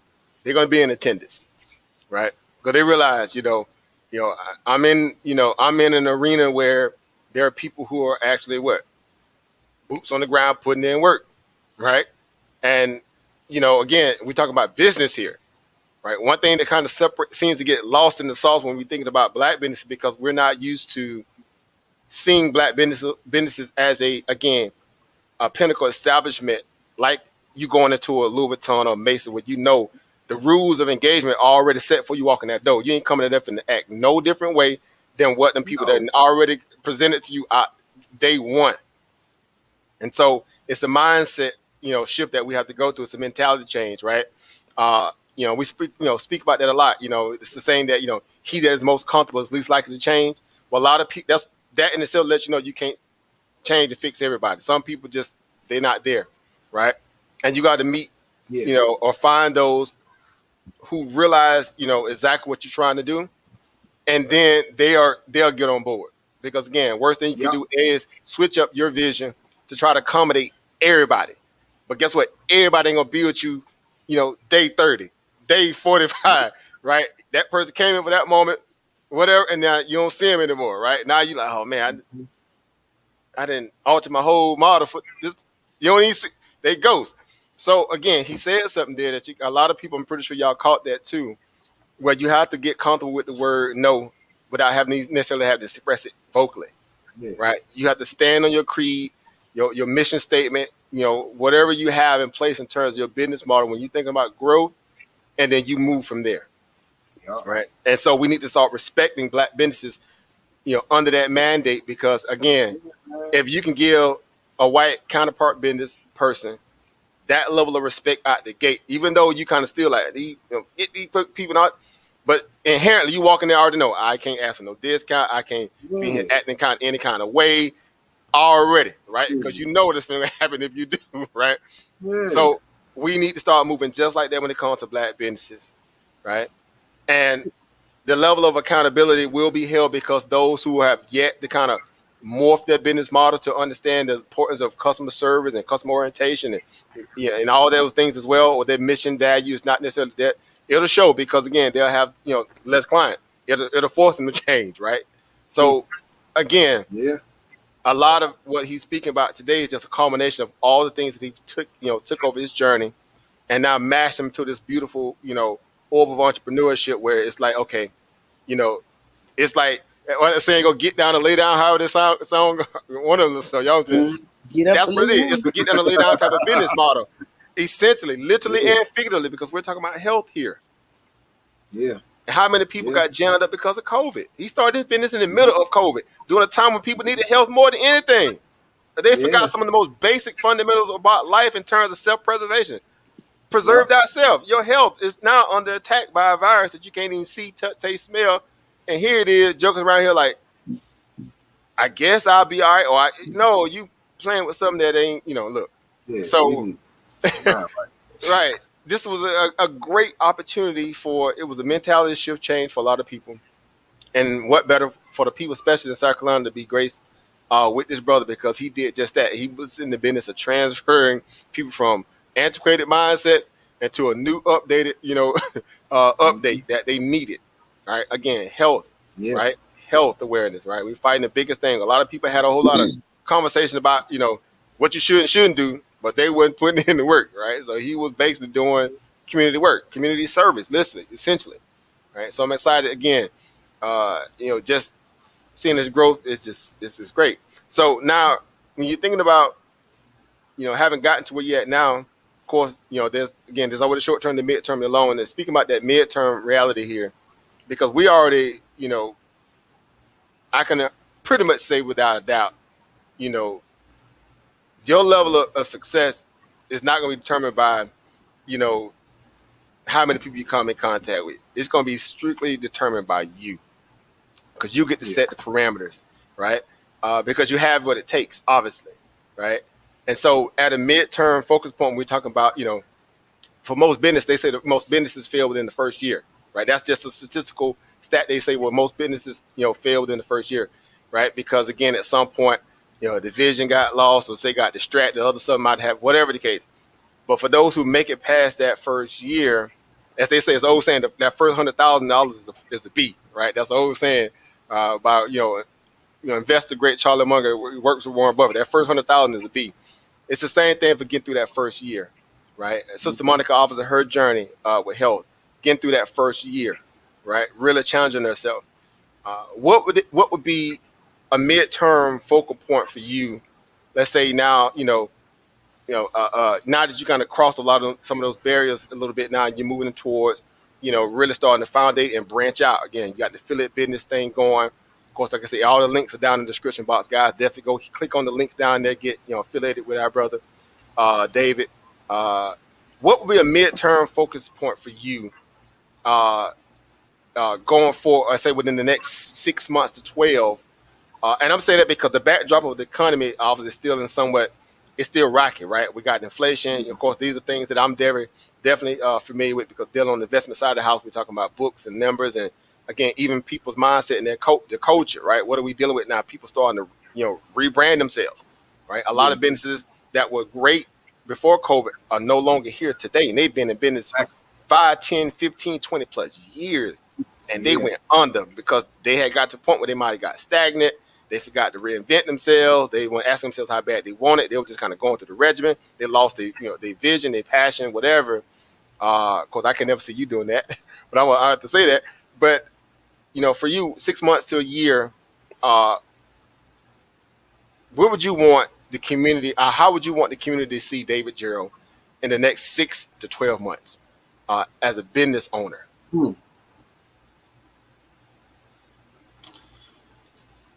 6 to 12 months, I would want the community, any community that I step my toes into, see me as a valuable person that can really facilitate information on a level that can change lives. And I don't mean change lives on some your lifestyle change because you're making more money. I'm talking about the way you present yourself to the masses. My stepfather showed love to everybody. That's all he did. He didn't care what was going on with you or nothing. He just showed love. So I adapted that mannerism. So when I go to these new towns, segueing from my short-term goals, when I go to these new towns of Florence and Greenville and Spartanburg, these people are not going to know me. They're not going to know me from a can of paint. I'm starting over again. I would literally have to show these individuals, why should I? Okay, you're a personal trainer, but the gym I go to, they got personal trainers. You sell smoothies, but Tropical Smoothie is right there. Smoothie King is right there. What makes you so much more significant, right? My attitude is going to change everything. Because I'll tell a person real quick, I ain't got nothing wrong with you going there. But do you know what they got in there? Do you know what they making? They got the ingredients up on the actual menu, but do you actually really know what they're using? I have 3 ingredients. That's it. Just 3. Fruit, juice, and sea moss. That's it. That is it. So in my mind, I'm going to want to educate you so much more to the point that once you get the education, that's going to be the first part. Then second part is the content. I'm gonna show you the content of what I did in the Midlands. This is the capital. Oh, I'm killing it in the capital. They love me down in the capital. I'm surprised you guys ever heard about me. So my thought process is really just getting the masses to say, you know what? It's cool to be healthy. Because down here, it ain't cool to be healthy. When you go to certain other states, health is where it is. Like, I have a problem day to day trying to find certain things to eat out here. Because I can't always be in the kitchen cooking. You know? I haven't found that real valuable person to make the meals that I know I'm going to like to keep my regiment going. But when I'm in Maryland, or if I'm in certain places, they have places set up like that. So that's what I'm doing down here in South Carolina. I want you to be able to know that there's someone in the state of South Carolina that has a platform where you can get some healthy stuff that's going to really give you an extra boost of life. And also you have somebody that's motivated enough to at least put their skills into place to help you understand that, hey, if you don't change, time is ticking. Facts. You don't change. And so my midterm goals. Yeah.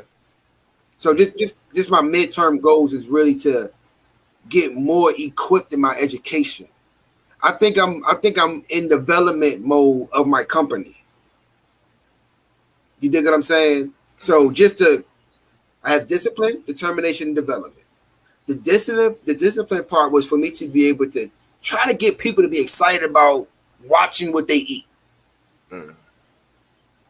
How disciplined can I get people to be more excited about that? All right. I believe that I put myself in a good position for that. You know, I really truly believe that. I got some good people that's talking about my company, people talking about my product, you know what I mean? So the word is going to get out there, right? Fitness is everywhere. If you go on my social media, it's like, you be like, man, you'll think I've been in fitness forever because how hard I go.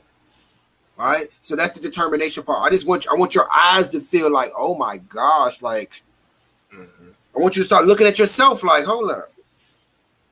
My man called me the other day and I said, I see you. He's like, oh, you see that? You see that? I said, yeah, I see you, bruh. I see your little bicep trying to show through your shirt. It was exciting. It was super exciting. You know, just to be able to see that, you know. So just really getting people more excited about the education part of themselves. That's my midterm goal. You know what I mean? Because the product gonna sell, the fitness gonna sell, you know what I mean? That's out here. You know what I mean? But the education is going to entice you. It's going to entice you so much to the point that you're going to yearn for more.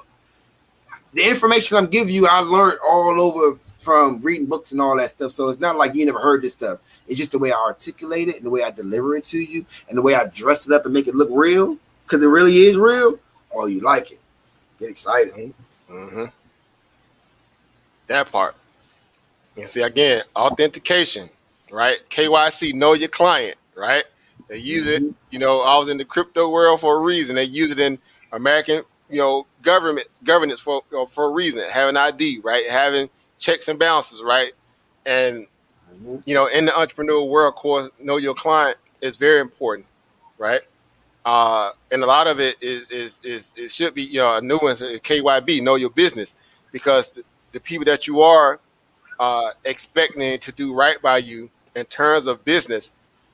Well, again, like you said earlier, how much do you really know about them? You know, beyond, you know, the facade of, you know, the aisles and the racks and this, that, and the third. Again, that could be all fine and dandy because it come with a price tag value premium, but the service inside could be, you know, very, very lackluster, right? It could be very lackluster, which is kind of destroying the vision of what it was meant to be in the very beginning. And so, again, along that, when you kind of harnessing the ideal of a person's, you know, their journey, what they're looking to accomplish, or, you know, or any, you know, foreseeable goals, when you're kind of going through a timeline, this is the exact, you know, idea where you're getting, you know, up front, you know, with no, you know, well, you know, that's something I hadn't really thought of quite yet. But obviously, you can see that the brother knows exactly where he's going, and that's another sign. That's another sign, right? In the entrepreneurial world, of a person who's destined for greatness, right?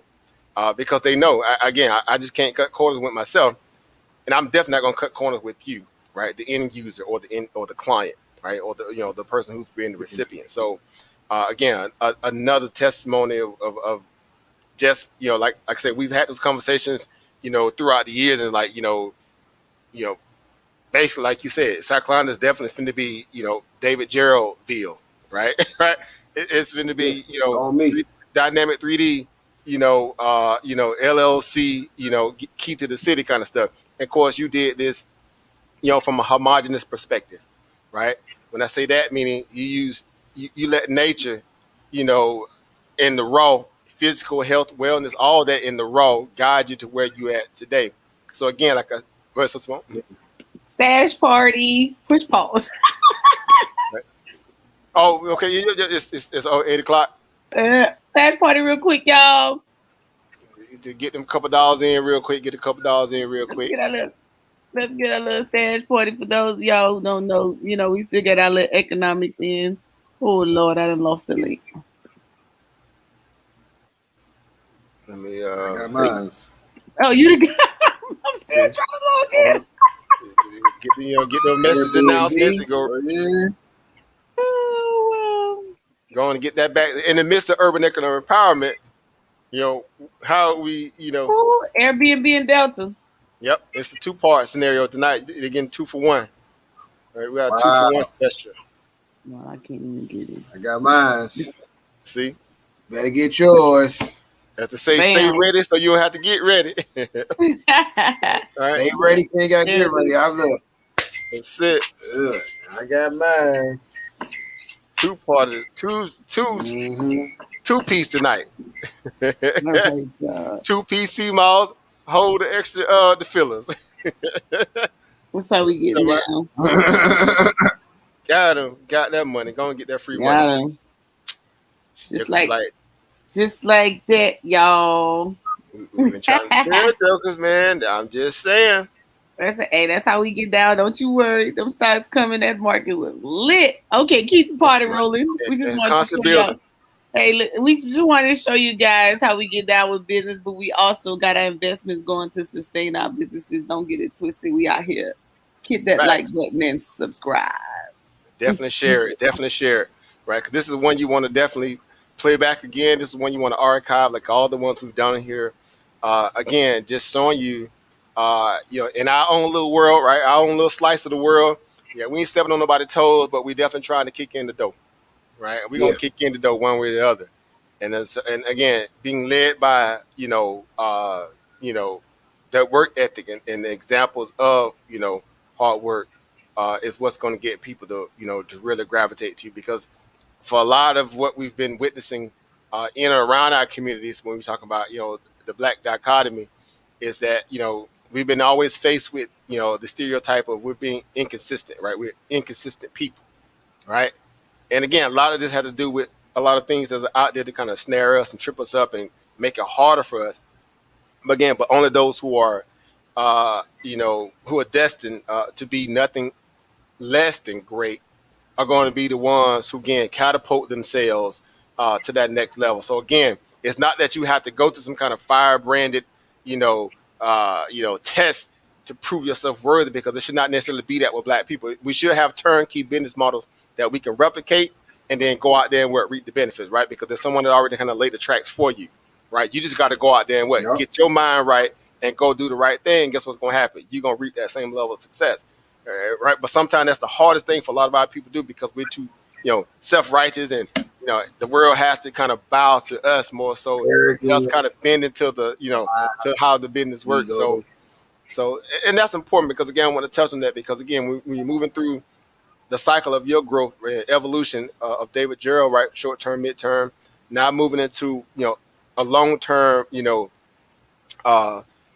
thesis at this point, because, you've been shattered the theory.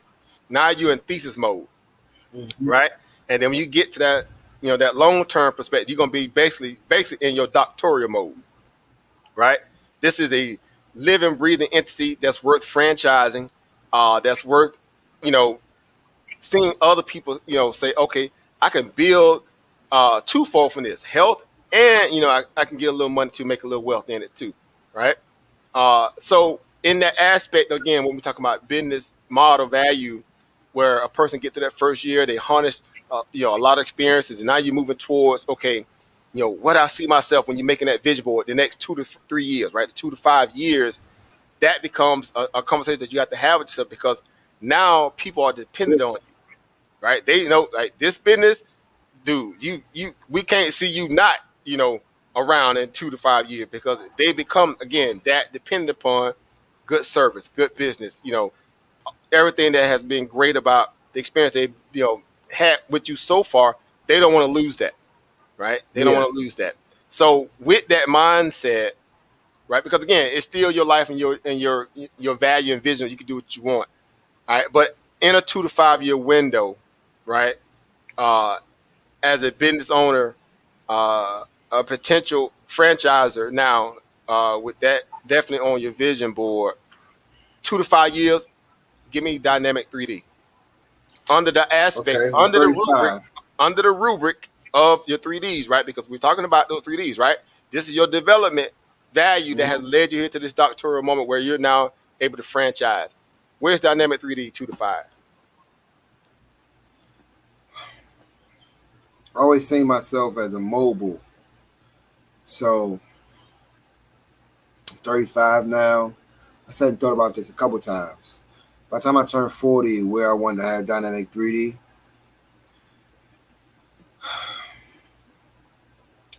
when I was 21, my prayer was to have 2 to 3 business partners in all 50 states, right? So I could see my company in at least 10 different states. I can see the Dynamic 3D brand in 10 different states as a gym, as a real live gym. It's a gym. I have a certain way that we train in this gym. This is really a no judgment free zone. Like, you would never get judged in here. You know, I have a thought process of, you know, no headphones are allowed in my gym, because I want people to connect with each other. I don't want you to feel as if you're coming here just to work out, because it's a concept.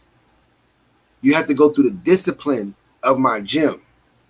When you come to my gym, this will be a discipline mode that you got to go through. If you can make it a discipline mode got certain types of exercises and certain type of machinery that you can use. And then you go to determination. Determination got other stuff that's a little bit more advanced from discipline. But when you get to development, it's like you in the bullpen, you in the ring, you in the middle. So when you walk into my facility, it's like, there's a bunch of people down there in the middle, because every single person down in the middle has the capability to be able to train the person that walked in the front door. And I'm going to give people those opportunities. That's the opportunity I want to create for people. If you ain't no trainer, that's cool. If you want to be a trainer, I can show you how to become a trainer. I can show you how to become valuable. There's people that go into the gym that I've learned that soaking their sorrow on a day-to-day basis, and that's their breath of fresh air. I done seen people come in the gym and all they did was come in and get on the treadmill, walk for like 5 minutes, and that was a breath of fresh air for them, because their life is so much chaos. I want somebody like that to walk up to my gym, and their whole life will change drastically. Drastically. It's going to change completely. Everything from top to bottom, like coming into the military. But you're getting into the 3D zone. Hop into the 3D zone. Let's get it popping. Because I know when I walked into the gym, I didn't want to become no gym rat, but I wanted to be able to feel that I'm developed when I walked up out of here. Most people go into the gym and walk out the gym don't feel developed. They just kill time. I don't want to create that type of facility. I want to create a facility where a person walked in here, they know that I walked in feeling, and I walked up feeling, oh my God, woo! I'm ready for the day. I'm ready for the midday. I'm ready to go to sleep. Whatever it is they ready to do, they got that fulfillment from coming to the 3D zone. I see that because I got a product. I got a certain way that I like to train. I have a certain way to be able to involve other people into what I got going on, because I'm really good at meeting people. You know what I'm saying? And there's not a lot of people that's good at meeting people. I can meet somebody and say, you want to work on what? Okay, I know somebody that specializes in that. They're actually in my company. And I can segue you to them. I don't want nothing from it. That's just a way for me to help you win because you're involved in my company. You know what I'm saying? We're going to break bread. We're going to eat and all that, but that's not what I'm looking for. I want to see you develop personally because I've learned when you get into companies, like even when you work a job, right? Not for nothing. Some jobs go through certain training programs to develop people and all that, but most jobs don't, right? So when you go into a job and, you have a certain task you have to do, you just do that task and you go home. There's no development stages in it. There's no empowerment involved into it. I want people to feel as because I'm affiliated with Dynamic 3D, I'm going to get empowered, right? I'm going to be inspired, and he's going to teach me how to fish. I could come to him, and he can say he can teach me something that I didn't know, or I can ask him about a business that I got in my brain that I'm trying to figure out. And I'm not going to tell you how to create that business, but I'm going to at least say, you see the Yellow Book Road right there? I guarantee if you follow that Yellow Book Road with this mindset, you're going to get what you want. I can do that for you. I know I can do that for you. You know what I mean? And that's where I want to see my company in 5 years. I want to see my company there. That I got personnel involved in my company that's they like overwhelming like Chick-fil-A. For my Chick-fil-A people, more chicken than anything on the planet. Chick-fil-A. It's discipline. I'm talking about they make it's you dedication. feel like you it's determination. Man, I'm talking about look, they got it all, baby. Look at meet you where you are. Come out to the car. Look at now and everything. Again, that's what they call a rolling business model that understands the importance of evolution as a business. Not just saying, we got here just because we can make a good chicken biscuit sandwich or whatever. No, we still got to be able to. We still want to attract that person who's yet to discover us, right? Yeah. Or, the brand or the model, and that's the same thing when we're thinking about today with you, with Dynamic 3D here. Those who are yet to discover you, right? But they've been looking for someone like you a long time, right? Because again, there are a lot of cookie cutter models out there, and they're ubiquitous because it seems to be socially norm. I got a gym membership. Oh, that's fine. That make you as if you get some kind of society points from that, but you ain't really benefiting from it. You just wasting time and money to try to impress people that don't want to be impressed by that ideology that you're trying to impress them with, right? And so there has to be a culture shift. There has to be a mentality shift where there has to be a breaking of the mold, and you got to be, again, malleable where you could be, able to accept change and meet a brother like yourself, right? Meet, someone like Ilba Monica, right? And many others who are out there in this community who are trying to, again, challenge the status quo. We like to say that a lot. You have to be able to challenge the status quo, right? And it is a quid pro quo kind of reality, right? You got to be able to want to sacrifice if you want to get that person's time, that person's knowledge, all right? Again, you can't come, with all your hands like this and your feet doing the same thing. You got to be willing to, kind of put in some work too, right? Again, meet people kind of, at the bridge at that point so you can cross it together. So, again, that has been nothing short of what I've seen in your life in terms of where you are today. I can honestly say I can definitely see, Dynamic 3D on some billboard somewhere, right? Well, people will look at that as like, well, yeah, man, but it's a lot of competition out there. Well, Planet 50 didn't say that when they were thinking about Gold Gym, when them Gold Gym kicking everybody behind, right? Walmart, of course, they the powerhouse that it is today, but when you looked around your neighborhood back in the old day, when you had those mom and pop like store like Piggly Wiggly, especially if you're in the South, you definitely know about the Piggly Wiggly, right? Or the food lines, right? You know, they wasn't deterred because these people were already in the game or whomever the case. There's always going to be, you know, room for other people, right? They say there's nothing new under the sun, right? Right? You can't, you can't reinvent the wheel, but you can all the tires. You can shut up personally to your liking. That's what makes us all constantly get up out of bed to provide a better mousetrap, because there is a certain thing as a better mousetrap. Evolution has to take its place, and in business is just another point for us to realize, what are you willing to want to sacrifice, to gain the success of the people that you're trying to garner attention from, financially and also mentally wise, right? So I think you crossed all those barriers. You checked off a lot of those points already. Today is a monumental day for myself, being able to kind of share in your growth and evolution, right? As the man that you are is just exemplifying a lot of brothers that are sitting there asking themselves, man, but I can't, ain't none out there that really, accommodate my style and this, that, and the third. I mean, look, there's always somebody out there willing to take time to listen. And so when you hear the brother, speak about when he went to the flea market and he basically went on, let me meet the people where they are campaign, right? Let me just see who's really about that life, who's willing to be disciplined to accept all that they finna get me. Because again, like I just tell people when they this whole job theory, right? When you get a job 9 to 5, they get to get all your genius, all your talent, all your swag. They get that for 9 hours a day. They can't afford you. And if you allow yourself to fall for the trick that they get you in, and now you to reduce your worth down to what they feel like you were, now you done lost all that swag and gave it to Mr. Charlie.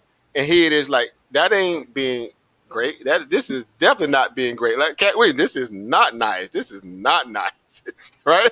So you realize that, again, success is going to be determined by how well you willing to put in the work to obtain it. So you done that, nothing less than that today. I'm excited. We got to bring you back again. Of course, this is just a introduction to David Gerald, right? As they say, this is what was that? The blueprint that Sean Carter, I don't know, one to wrap back. It's been a minute. The blueprint, right? He basically gave the blueprint today, right? Now, it's up to people to really catch on to what y'all, been able to kind of get today in this bill, and now go out there and transform your situation. It don't necessarily have to be 100% like his, but you got a situation that you've been waiting to build on, right? Take that thing off the shelf, dust it off, and get about your business, right? Because a lot of entrepreneurs were made, obviously, and inadvertently due to COVID. People had to find a way to eat. People had to find a way to feed their babies, right? Now, if they, dying to get back on the clock and work for somebody after they didn't find a way to make their own money, then they just weren't really about their life. Because there ain't nothing like your own freedom. Ain't nothing like being able to get up on your own time under your own dime. There's no better feeling, right? And I know all of us are well endowed to be able to kind of at least, circumvent some of that energy and go out there and do something, right? Even if it's on the side, you got to find a way to open up your money pool, right? So you can get that 2 months, that 3 months, that 4 months, right? It's deserving. You deserve it of it, right? Because again, you already know what's coming on the other side. They're gonna come with a whole lot of stipulations if the government give it to you, right? And so I'm excited again today to be here to witness this. A lot of people, definitely should be hitting up your website. They should be blowing up your social media as they already probably are doing. Again, like and link with this brother, because again, you see exactly where his vision is, where he's going, right? And again, we're talking about, this is years, right? This is years of me seeing him grow where he's at today, and he's just getting started, and that should be scary. Yes. Right? That should be scary. Right?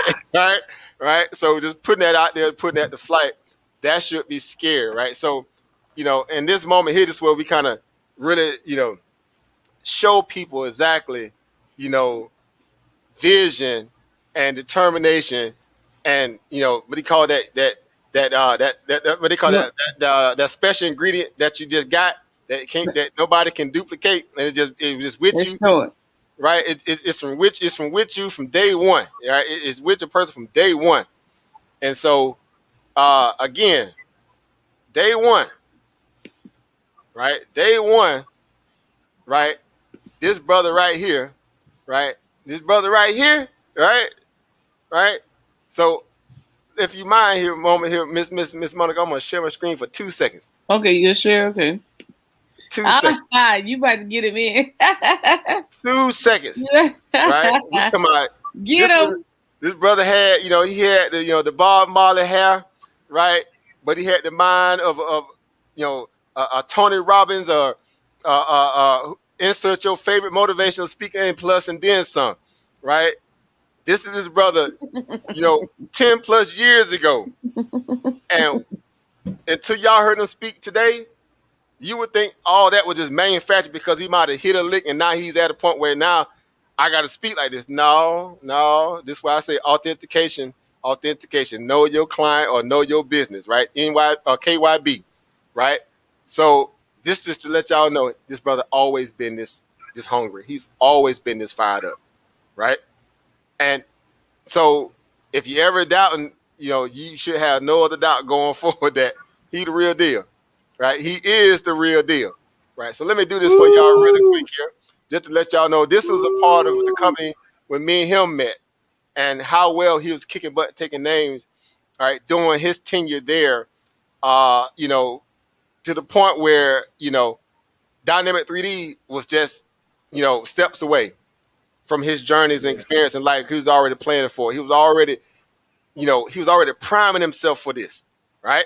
So this is him after he went out there in the world and conquered it, and a person challenged him in terms of who could have the better performance out of the day. And apparently, right? And apparently, someone took an L, and it was my brother David, right? So no, it wasn't me. It definitely wasn't him. And so this is just a snippet again, just how well this brother. This again over 10 years ago, how well this brother was getting it in back then. So let's roll some of that beautiful being footage. Continuance of Friday's challenge. This guy right here, we've been going neck and neck for the last 3 Fridays on Challenge Friday. I definitely beat him once. He beat me second. For 3 to charm, and I definitely got that win, okay? So, I'm definitely going to feed him some baby food. He don't look like a baby. Turkey rice, but he going to eat like a baby.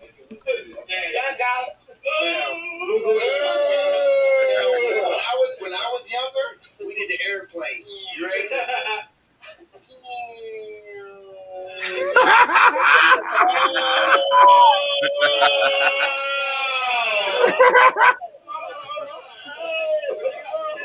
Twice. Twice. Oh, Charlotte. Wait. Oh, that's a big one. Y'all know y'all want to have a double tablespoon. The double tablespoon. Take that L, baby. Cream peas on steroids. Way to go, Sean. Way to go, Dave. What it tastes like? What it tastes like? What it tastes like? What it tastes like? So what's going to happen? Oh, long head on kid. See, that's energy, right? Beyond the value of just seeing what happened there, but that's energy. What y'all really got there was this energy. Y'all hear and see just how powerful this brother was even back then. Again, this is us performing, right? If you don't move your feet, you don't eat. This is us, going up against some people that were just as hungry, right? And again, the gentleman that he's challenging here, he was a beast too. He was definitely a beast at this crowd. So again, you had a lot of alpha-minded people, at a preparatory stage in life where we're looking saying, hey, what can we get out of this? Where's our slice of the pie? Because all we need is opportunity. Afford me the opportunity, I'm gonna go out there and shine, right? And Brother Dave was on that Challenge Friday, winners list a many times, because again, you're not finna one up my brother, right? You ain't finna, no, not finna happen, right? And so we wrote that personally every Friday, and we doing a challenge Friday. Again, we had to do stuff like that if you lost, right? Pies in the face, I want to eat no all baby that, food. right? Baby, I want to eat all no. that. First of all, if you ain't my dad, you ain't about to feed me no food. Ain't no other man about to feed me no food. I ain't rocking. I was not rocking. Man law. Man, what? Nah. I made sure he beat me. I made sure of that. I ain't gonna lie, man. But I just want to tell you guys something, man. And this is a message to the listeners, man. Cherish the people that you come across in your life. My mom's taught me something a long time ago growing up. People come and go like the seasons, you know, where people can grow with you within the seasons. So these two individuals right here, you know, have definitely grown with me. I've learned a lot from Willis. You know, I admired that man when he first walked into the building. You know, he talked about how he met me. Let me talk about how I met him. You know, when he walked in the building, I'm working in his facility, you know, and it's early in the morning. And when he walked in so sharp. I thought he was another actual owner from another part of the company. You know, walked in sharp, you know, and then when I found out he was in this, not so much the same position as me, because it was the same company, but it had two different services. You know, he was working on another side with some different services. I didn't know anything about that service. And because he was there and his first week there, he was murdering it. And then his second week there, he had like 3 or 4 people he was training. I'm like, who is this person? You know, it made me want to go over there and start working with him on that side of the game, you know, and learn. They was doing chips. I wanted to learn chips. How do y'all do what y'all do over here? Like, I want to be with this dude over here. Not knocking no shade on the people I was with on the other side, but it just, his mannerism was different, you know. And at the time frame, you know, I lost my father. You know, that nobody knew that. Nobody knew that I lost my father. Nobody knew that I was in some really, really deep trouble, you know, with the authorities. You know, I was in a real dark place 10 years ago, around this same time frame right now. I was in a real dark place, you know what I'm saying? And nobody knew that. You know, I was just excited. All I knew was that I couldn't afford to go to jail. I couldn't afford not to make no money. You know, I couldn't afford to see my mom sad the way she was because the love of her life got called home. I couldn't afford certain things that most people, you know, wouldn't even understand, you know. So seeing him, you know, then finding out his background, you know, just being a shaker and a groover down in Atlanta, making money, you know, kind of rubbing elbows with celebrities and things of that nature because of his mannerism and the product that he was selling and the service that he was providing to people as far as just fashion. Sharp guy. I'm talking about, you know, the type of suits he was wearing, you know what I'm saying? He was on some Steve Harvey type thing, you know what I'm saying? Like, that's how I was looking at him, like, all his suits were sharp. You know, he was out in the field. We was working at service station. He was out in the field, shirt, tie, slippery shoes, getting it in. You know what I'm saying? And it was amazing to me. It made me switch it up because that picture y'all see me in with my shirt tucked in and all that, at first I wasn't rocking like that. I was not looking like that. I low-key was looking like a hood dude at the gas station trying to get money. You know what I'm saying? I had to switch it up. I started making sure I had my hair done all the time. You know what I'm saying? Everything. I just switched it all the way up. Just watching him. You know, and then, you know, when I got promoted and went to California, you know, kept in contact with him. You know, we linked up years later in Maryland, started doing some more business together. You know, I'll never forget when we sat down and we had a meeting, you know, because he was a person I felt that if I had him on my team in any type of business I was doing, I was going to be successful. That's how I felt. You know what I mean? There's a lot of people out here that you got some people in your network that you feel as if they're big fish, and you may be a little scared to holler at him. He was one of those big fishes that I never was scared to holler at. You know what I'm saying? And I knew he was about business. He never, ever told me no when it came to doing business with each other. He always gave me good insight of what I was doing and understand why I was doing it. And the funny thing about it is he'd never say, yeah, I'm going to do it with you, or no, I won't do it with you. He kept it a buck with me all the time. This is what I got going on. This is what I'm doing. He never tried to get me to do anything with him. I didn't even know this man sold CMOS. I had no idea. And I know him forever. He been doing CMOS for years. I didn't even know that. So just the nature of him just knowing like, okay, I see the value in him and I'm going to push him towards the value for himself and not think of self like most entrepreneurs do. They think of self and try to get people involved because they want to be successful and they don't even see the nature of what somebody else possesses and how you can really help them be better versus you being selfish, thinking about yourself all the time. You know what I mean? And that was the biggest thing that I seen how my company was growing because of some things that I learned from him and other men that I've learned, you know. And then to segue into Monica, because of her and her willing spirit to work with me, I am the person I am today. I'm going to tell you guys what I told her. When I first met her, I didn't know she was in the situation she was in. The average person in my profession, they won't really take heed to a person that can't really move for real.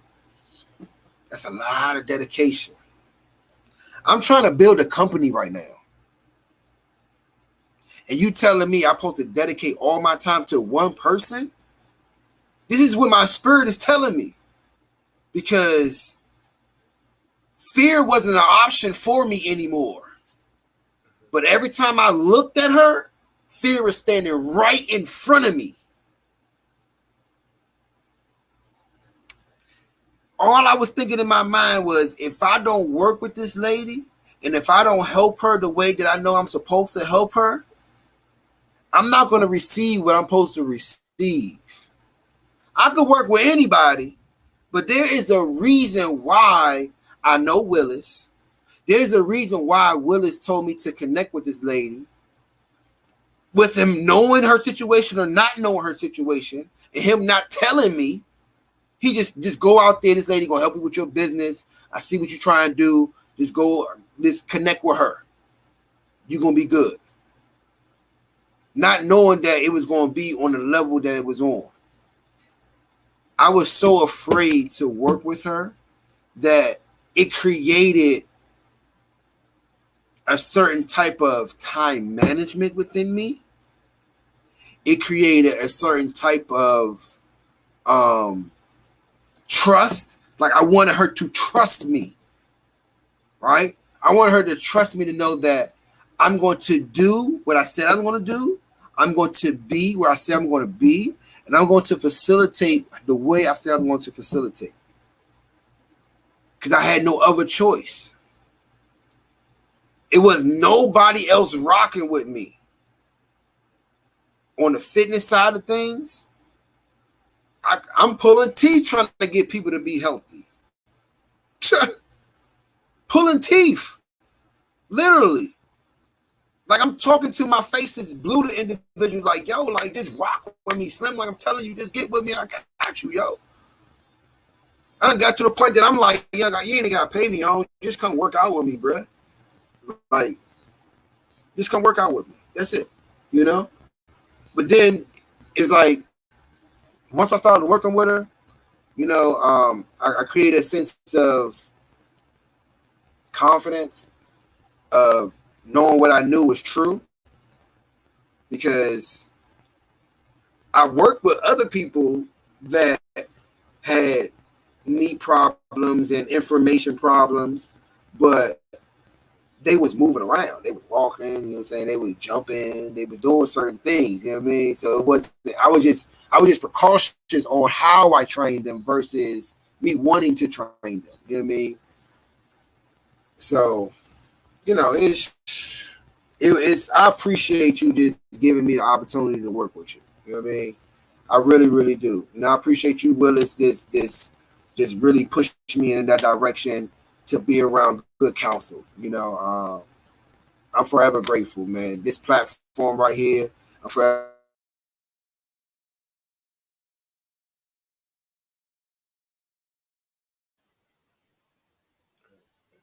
connection. See, that's some YouTube algorithm. When we get talking that real, YouTube want to mess us up. Brother was going in real deep on y'all. There you go. I was going in. So, but just to end this off, man. You back. Just to end this off, with my thoughts, man. I'm just appreciative of being able to be around good counsel like you guys. Definitely, I'm excited about just what life has to offer and what I can do with the new people that's coming. Wait a minute. Who got the mute? Which one is Oh, okay, that's on your side. Yeah, it's on my side. I was gonna there's a I remember I never it's funny because I'm trying to find that one video. Oh, I don't see it. But I remember when I always knew that people were scared to kind of work out with me because the first time I realized I needed a trainer because I was so stubborn, so hard-headed. Being coming off that soldier atmosphere, I didn't want to. I thought I could do it myself, and then when I realized that it wasn't getting done, I was like, "Oh snap! I guess I need a trainer." I was looking. Oh, there he is. Hold on, let me share my screen. I'm gonna show you guys. And I knew I kind of, even though David has like this very energetic behavior about himself, he was real precautions, and I remember I would take the CMOS. I was ready to get it. I was hurt, but I was ready to get it. I'm like, man, I should be doing more. Like, I'm ready. But I knew I had to. So I'm gonna show you guys. The first time I showed him that I could do something else, impromptu. He didn't know I was gonna do it. He was excited that he was celebrating, and I thought it was a really good time that I should be celebrating too. So we was on FaceTime Live. Let me see. Let me undo the video. I said, look at his face. Can you see his face, Brett Aquarium? Look, he was so excited. I started moving side to side. This was February. That was February. Hold on, let me stop it. Oh snap! I'm gonna tell y'all, man. I was that moment right there. That's when I knew that I'm on to something. When it came to fitness, look, I have one person, only one person, young lady. I met her in the gym, and I seen how motivated she was. I used to stand behind the counter. I used to watch her. Like, she's so motivated. She need help. You know what I'm saying? Like, I used to be watching her like, you are so motivated, you need help. So I used to just kind of just mess with her and show her little things here and there. Then one day she walked in the gym and standing behind the counter. She's like, would you train me? I said, yeah, I'll train you. I wasn't a trainer. I wasn't even thinking about being a trainer. You know what I mean? I wasn't doing no studying, none of that stuff. I was just being an employee at the gym, helping people make sure they don't hurt themselves, right? So I'm showing her some stuff, and showing her some stuff, and she keep coming back for more. Mind you, I'm not charging this lady. I'm not doing none of that stuff. Then she start talking money. I'm like, all right. So now I'm thinking about prices now. Okay. So make a long story short, she did exactly what I wanted her to do. I wanted you to get disciplined. I wanted you to get determined, and I wanted you to receive some development. I'll never forget the day she called me and she said she wanted me to train her for her Netflix special that she's about to start doing. I said, "Oh yeah, for real? Oh man, Ever since then, I've been on cloud nine. Nobody can tell me that I don't know what I'm doing. And not to say that I actually got a chance to train her for that. I did a little couple things for that. Then that's when the pandemic hit. There's no greater feeling to see results. I'm gonna tell you that right now. No greater feeling to see results or whatnot. I ain't ever think I was gonna see some curves again or whatnot. So if you guys out there, you're looking for a virtual trainer, not me, but Dynamic3D or whatnot, listen, it's available for you. Most people, he's frozen. Most people will just kind of see it through, as I stated before, just the fact that they just need a client and just to train. But when you can get results and have the product to aid and assist, eating is half the battle. People used to tell me that all the time. Oh, you fix your eating, you will do much better. You fix your eating. But I didn't fix it. I couldn't fix it the way I needed to. The sea moss helped curve my appetite. And I didn't really want the other stuff anymore. That's what I try to stress to some people. It's the fact that the vitamins and minerals, what I was getting from the sea moss, that whole health deal, it kind of like push your body into like, ugh, I don't want that. Like that whole light atmosphere of it, eating something light, and then you try to go and stuff yourself. You try to go stuff yourself with some starches, some potatoes, and some macaroni. You don't really want it. You may eat a little bit of it, but it's not there. It kind of pushes you into that. So eating fresh vegetables and just light meals kind of came along with that. It made it so easy after a while. And like I said, it reduced the inflammation. So the training piece was a whole nother ball game. And so I do some things on my own. Walking is the ultimate goal. And I said, I'm going to earn that fitness, that dynamic fitness shirt. I said, I do not want the shirt until I'm back mobile. And people always say, Mo, you are mobile. No, you don't understand. See, most people, they kind of experience and deal with some stuff, but I had an actual life-changing event, and it was either do or die, just like that. Do or die. And most people be like, don't talk like that. No, you don't understand.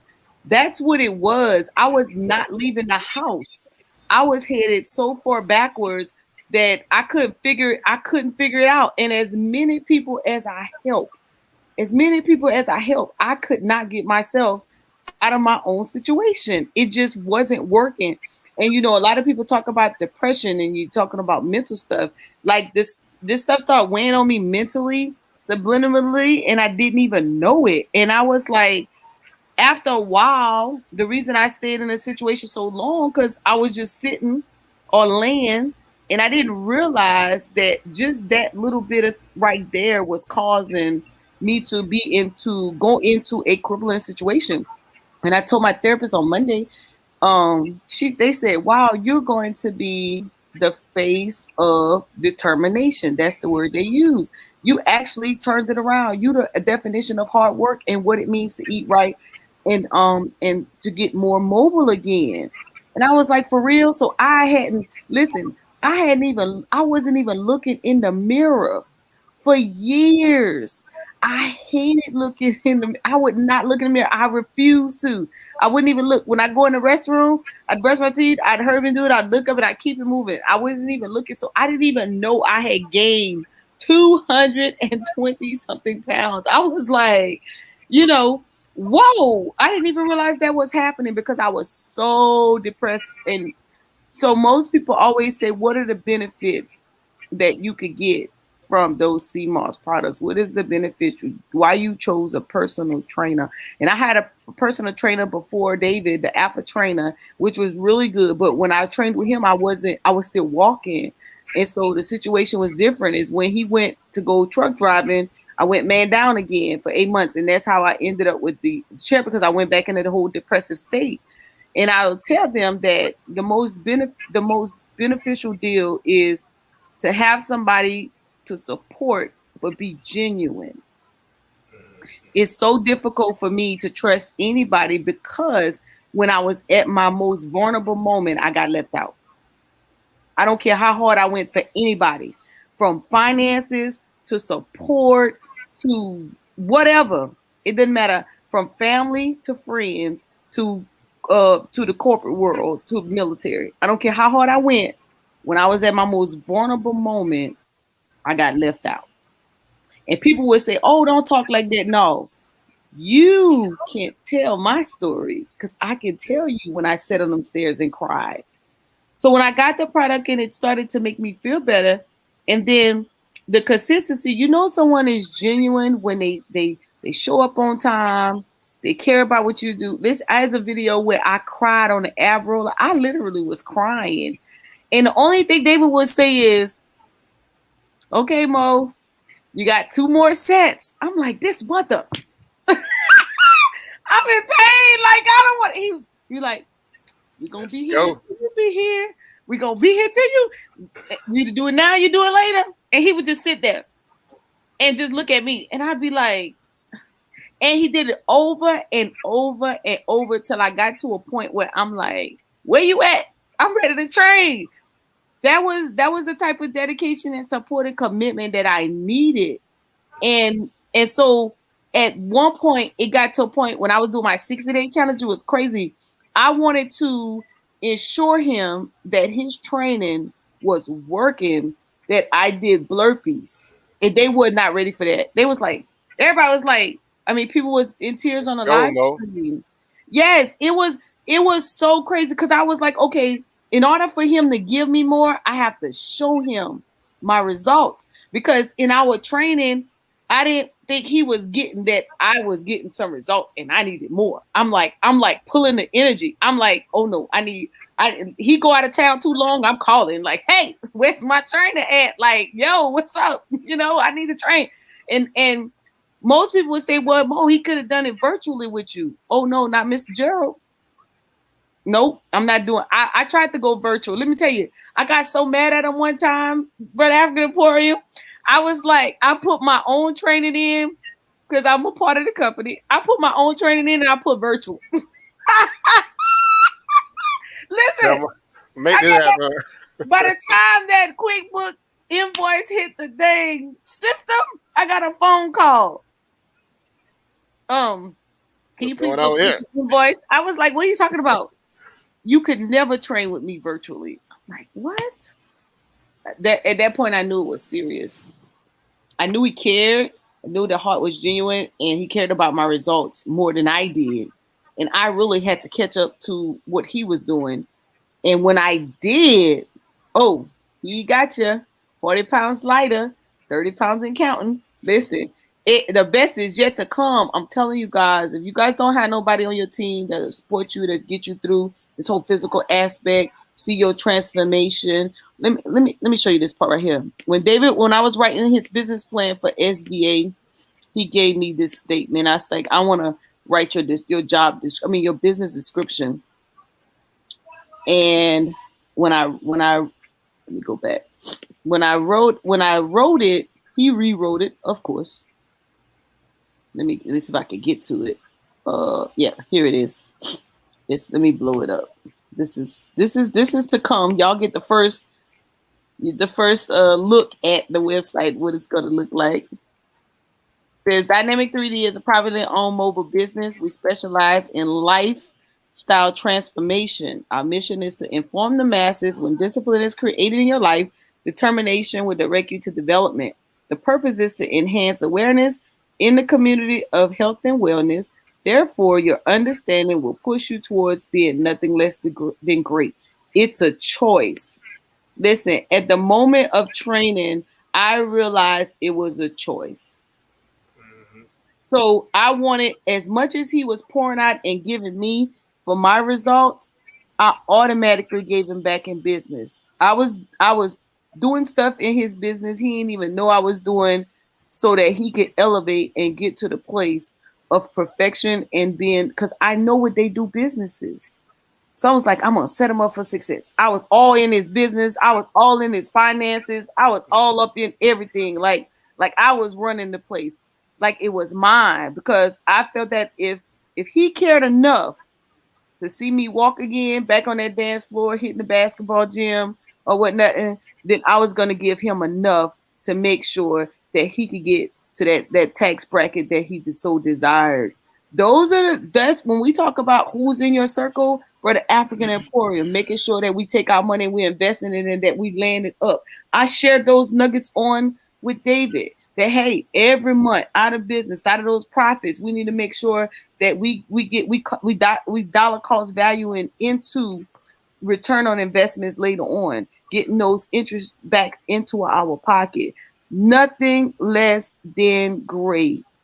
Getting the mindset from being dormant of depression, don't want to do anything, don't want to come out or whatever, to say, okay, what can you offer?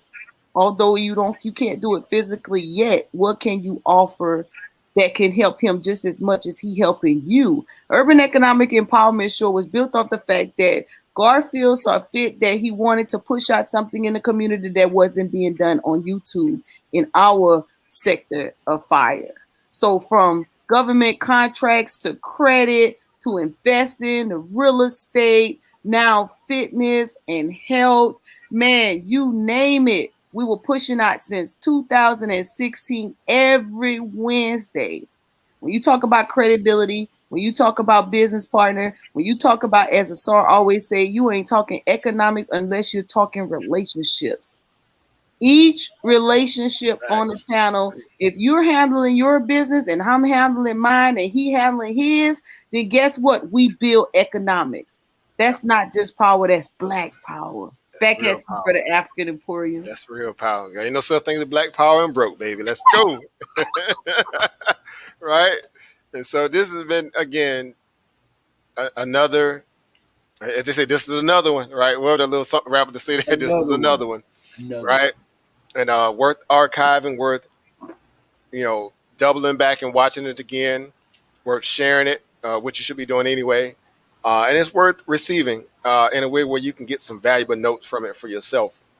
And, again, building out that legacy, building out those kind of, we call them hidden gems, even though I don't really like to use that, but a lot of our people are out there being nothing less than great. And our people are still sitting around acting like, I mean, what else? They ain't give you enough yet for you to, to see that they about their life. What else you want, right? So we're being too critical, right? We're being too, I don't know, maybe we projecting something on the people that because we've yet to accomplish where they've gotten. It still ain't good enough. I don't get it. So, again, if you're not motivated today after this build, then you are still going to be, kind of at, the starting block, spinning your wheels while other people are catching traction and going out and making things happen. So, I employ everybody out there today that was tuned in today through, the various social medias that display the broadcast through. Again, use this. This is fuel. I'm motivated. I take notes when I'm in the circles of my peers, mental notes, because I understand, again, you'll never, be willing to, let me put it this way. You can never be great until you learn how to humble yourself and take instructions and learn. Everybody wins. Right? From your network, right? Because your network does determine your net worth. And I repeat, your network does determine your net worth. And so I know I'm in the presence of wealth because I know the genuineness of the people that I hang around, I'll be around.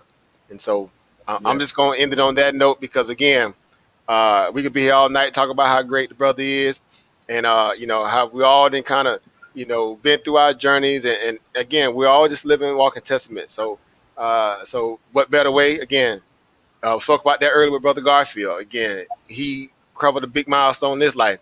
He got a book out, and we talking about not just a book, but a scholarly book, right? Where it took that level of discipline, determination, and development to get this book out again. So, these are the circles that you guys, should want to supplant yourselves in because you can extract a lot, from being around people like that. Like Brother David and Sister Monica and Brother Garfield and many others that come along the show and the people in the back chat, because you guys are not any less valuable. Just because you ain't being the one interview day, you just as valuable. That's why I like to get people to understand. You're just as valuable, right? You're just as valuable, right? So just make sure y'all realize that it's always going to be Ubuntu to the dirt. I am because we are, right? So salute to Brother David. Again, can't wait till we do the second segment because, again, we talked about goal building, right? 6 months, year, 2, 3, 5 years, that dynamic 3D value, is still going to be, elevating inside of our minds. And I'm pretty sure it's going to be moving towards brick and mortar at some point value, right? And each and every one of us is basically the brick and mortar, right? You are an extension of it, right? Because you partake in the product, right? It's a product that you can have in the West Indies somewhere. You can, again, you are it. You the walking billboard. So definitely go out there and promote it. And get people excited about health because, health and wellness is the new frontier. And people, again, on the other side of the fence, it's $1 billion plus business. Billions of dollars plus business. Billions. Health and wellness as a whole is in the trillions. But when you're talking about this level of natural health value, it's still somewhat in its infancy stage. Know why? Because we got so used to being on the pills and all the other stuff that they've been telling us for years that we thought was about that life, but it really ain't. It can't, right? They're gonna need jail, baby. They're gonna need jail, baby. Right? And we trying to break free. So shout out to you, Brother David. Salute to you and all you do and all that you're going to accomplish. I look to be, again, right there and watching you walk through, all these different doors in your journey. So salute to you. Today you get your flowers while you're here, right? And you got a lot of life ahead of you, obviously. So, y'all know what I mean when I say you got to get his flowers now. Because that way you guys realize the importance of the brother. So I'm going to end on that. Thank y'all for allowing me to come on and interview the brother today. So it's Monica, the Dagger Squad channel, Dynamic 3D, nothing less than great. This has been awesome experience. So salute to you, my brother. And salute to you, my sister. Appreciate that. Yes. What's up, Andre? I think he jumped on and asked a question. What's up? Say something. No, I just came here to say, man, y'all ladies are the what's going on, man? Peace, power, and profit. Just chasing the bag as usual, man, and learning from you great people. That's it, man. I'm just happy to see everyone is still working, still doing what we're doing, trying to help the community. And you know me, I'm about two things, and both of them is money. That's about it. Yeah, he's in the same field in a sense. Over Dave, I know you never met over Andre off the Reverend Dollar B, right? But he's definitely an entrepreneur too. He's also in the fitness. So again, the first time, of course, you guys are meeting. That's it. So again, symbiotic. I keep saying, man, black people more symbiotic than we try to act like we not, right? We so no, I'm individual now. No, we got a lot more in common than we don't like to give ourselves credit for. So shout out to brothers who accept that and who ain't, too afraid to admit that, man. I respect my brothers. I ain't got a problem saying that. And I know I always can steal a little bit from all of them, right? That's what it's all about. I'm stealing from everybody, right? And I just go in and apply it to my little life and make my little self better. So shout out to all you, to you really, entrepreneur and go getters out there. Shout out to David, you guys. I mean, we're definitely a tribe. I'm gonna let you. Where you at? Oh, okay. I see you. My bad, man. My bad. We're definitely symbiotic. Definitely a tribe. We're definitely like I think over important say I am because you are, right? So yeah. And that's what we are. I mean, we learn, each one teach one. None of us are. It's all application. None of us are greater than the other, but together we're great. And if we really take that approach, we'll be awesome. Right. What's up, Chris? What's going on? Peace, power, and profit. You got any words for David before I let him give his last words? Because I know y'all ready to get into them dollars. No, I want to just come on and commend the brother because personal training, everybody do the same thing. So it's good that he diversified his business, and he puts customer service first, how he can help and educate somebody, and really give them that feel, because that's what it's about. And you don't really hear that, dealing with, your everyday personal trainer, whether he's at the gym or, he does his own business. They don't put that type of energy out there to where, you know, their service is for the customer and they really want to help the person. You know, everything is about, you know, money. And, you know, that's a part of the business. But, you know, serving and making sure that person is educated, you know, and, you know, felt better from that experience is, you know, way more important, because that's going to leave a lasting feel. They're going to remember you 20 years from now. You know, that guy, my trainer, he was such a great person. And that's a contact that you have in the future. And, you know, you get referrals and everything from that. So you have to think about it in terms of that. So I appreciate, you know, him talking about that, because it's very rare that personal trainers talk about that part of the business. I appreciate you noticing that, Chris, man. That's what's up, man. I appreciate that, Holmes. Already, my brother. Facts. And Satepera, I think you wanted to talk about stocks, right? But you know you up next, right, Satepera? Peace. I'm glad. I've been trying to get in the room with African Emporium for like 2 months now. I don't know if you know that. It's cool. Well, I'm humble to be in your presence, family. Hey, literally, you know, I'm humble to be in yours. Yeah. So before we get into the investment side, David, you got any last words before, you know, we can stick around or you can rock out however you want to do it? Well, I just would like to say, man, being empowered by you guys is always a blessing. Being able to be affiliated with like-minded people is very rare in the society that we live in nowadays. You know, everybody wants for self. So just to be able to be a part of this, I'm excited about it. You know, this has never happened for me before. You know, so just being able to tell my story to a certain extent and really give my vision and some of the jewels I learned over the years, you know, to maybe help somebody else out there that wants to get a business started, you know, has a business idea, you know, the one jewel I'll really tell you, if you have a business idea that you want to get started, or you kind of started the business already, you don't know which direction to go into, make sure that you don't talk to anybody that don't run a business. Don't get caught up having conversations with people that don't do business. Surround yourself around like-minded people. It could be as long as they're a business owner and they understand the qualities of running a business. Late nights, early mornings, barely getting sleep, you know, not really being that sociable because you got to take care of your company. Like certain things, like you got to talk to people like that so they can really give you the dirty stuff that you don't know about, like for real. Because somebody else that runs a business that want to see you win, they're going to give you everything you need to know. But the ones that wants to run a business, they don't know nothing about business, don't talk to them. Because they're going to make you go get a job.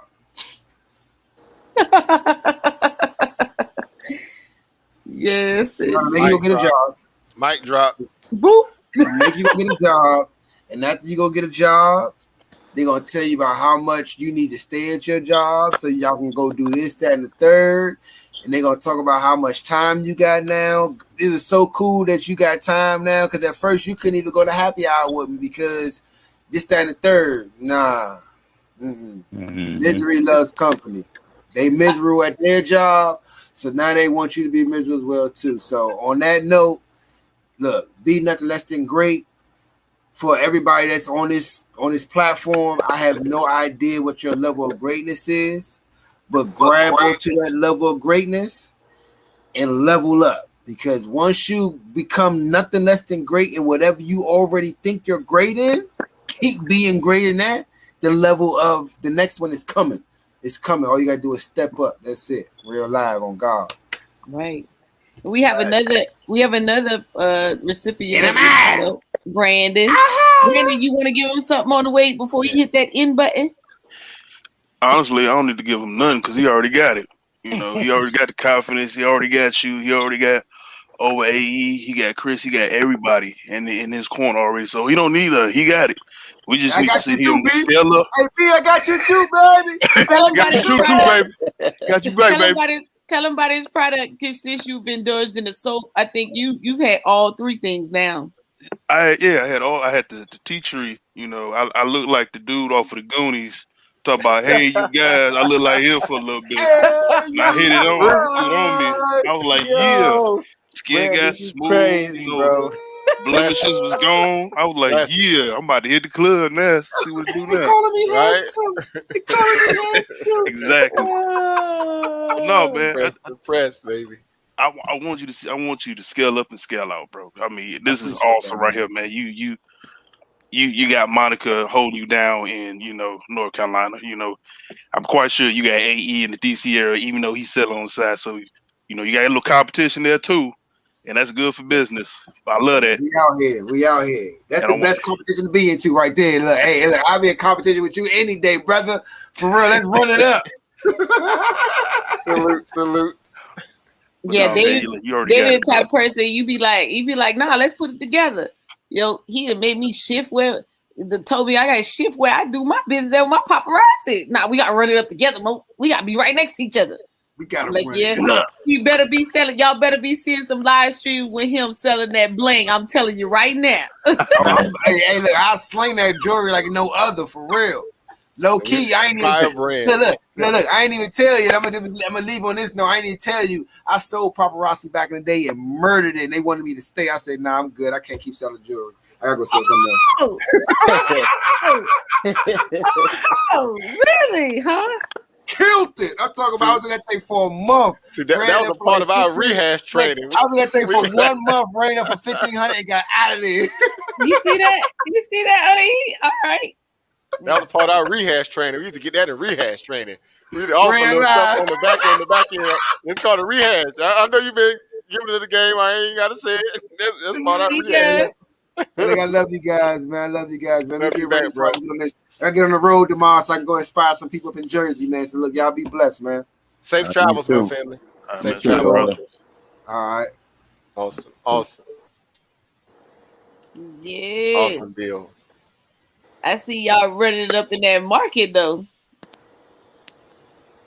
Oh yeah, y'all got to go in. I know I'm ready to talk about, and I'm gonna let y'all premise it real quick because I haven't eaten dinner because we went straight through dinner. So no, y'all good. We always do. Y'all, we family over here. We ain't try to be acting all pretty over here. I'm just gonna get it situated, and we gonna be here because I'm on the live. So y'all get it popping though. Give me 2 seconds. Go ahead, E. No, I'm saying I'm gonna go get my food stuff together. And I'm gonna come right. I'm gonna be here. Yeah, go ahead and eat, man, because I want to pick your brain. I've been telling the brothers, man. I'm like, man, I've been trying to get on here with this dude. Well, I just want to get in your presence, because I got some questions. I'm humble. I got you. Now, give my cup. I just got to get it ordered because I missed the cutoff from the upstairs. For sure. My bad. I'm here though. Oh no, I'm here. No, just go ahead. Go get your food, bro, and come on back, man. Get your energy, get replenished, because I want to get it in with you. No worries. I'll give it 2 seconds, guys. 2 seconds. What are you guys looking at for? He said 1, 2. Yes, Tempera, you next on the interview, bro. What's up? You got me on Wednesday? You want to interview me? Yeah. Oh, really? Oh, wow. I heard you been doing some great business work out in the streets. That's what Chris told me. Oh, okay. Who? No. Not that. No, not him. That's the wrong one? Yeah, that's not him. How many people is in Tempera? Yeah, I'm the one and only. No, his name is Terrence Teppenrock. No, y'all doing too much. I told you that. You don't be paying attention, man. Well, I thought that was the same person. It's all right. I'm number one. I'm the number one to Teppenrock. So that's right. Good. That's the only one I know. Hey, you the only one I know, so it's all good. Yeah. Well, I guess. Yeah. Well, I sent them a message, and I did a group message with you, but you ain't talked to the brother. I didn't. Nah, I don't know what you be doing. I'm like, man, you trying to bring this brother on? You got to be in the conversation. I can't be doing all the talking for you. Listen, I thought this was the September you was talking about, so I didn't No, think I had to say too much. But obviously it's not. He from New Orleans. He from New Orleans. Matter of fact, his name Terrence. Oh, okay. All right. I guess I better go find that group chat and say something. Yeah, I messaged him a while ago to let him know. So, if I don't get to talk to him tonight, I definitely hit him up tomorrow. Yeah. So, y'all in these market streets, I see y'all doing it big. Y'all nothing. Why you ain't in them? That's the question. Hey, I bet I already have Get that. Her, Chris. Get her. CPSL. I don't want to hear nothing about no Let me Ford share this. call. You know what? We should have been on Zoom, man. I don't like sharing on StreamYard. Okay. Okay, let's go to Zoom then. All right, we're gonna end this show and we're gonna start a new one. I'm gonna send y'all the link. All right. All right. Peace, power, and profit. Thank you guys for tuning in. I hope you enjoyed the interview. Go out and support the brother, the products and services we'll put out there. And we'll be back in a few. Let's get these charts in. Peace. Peace.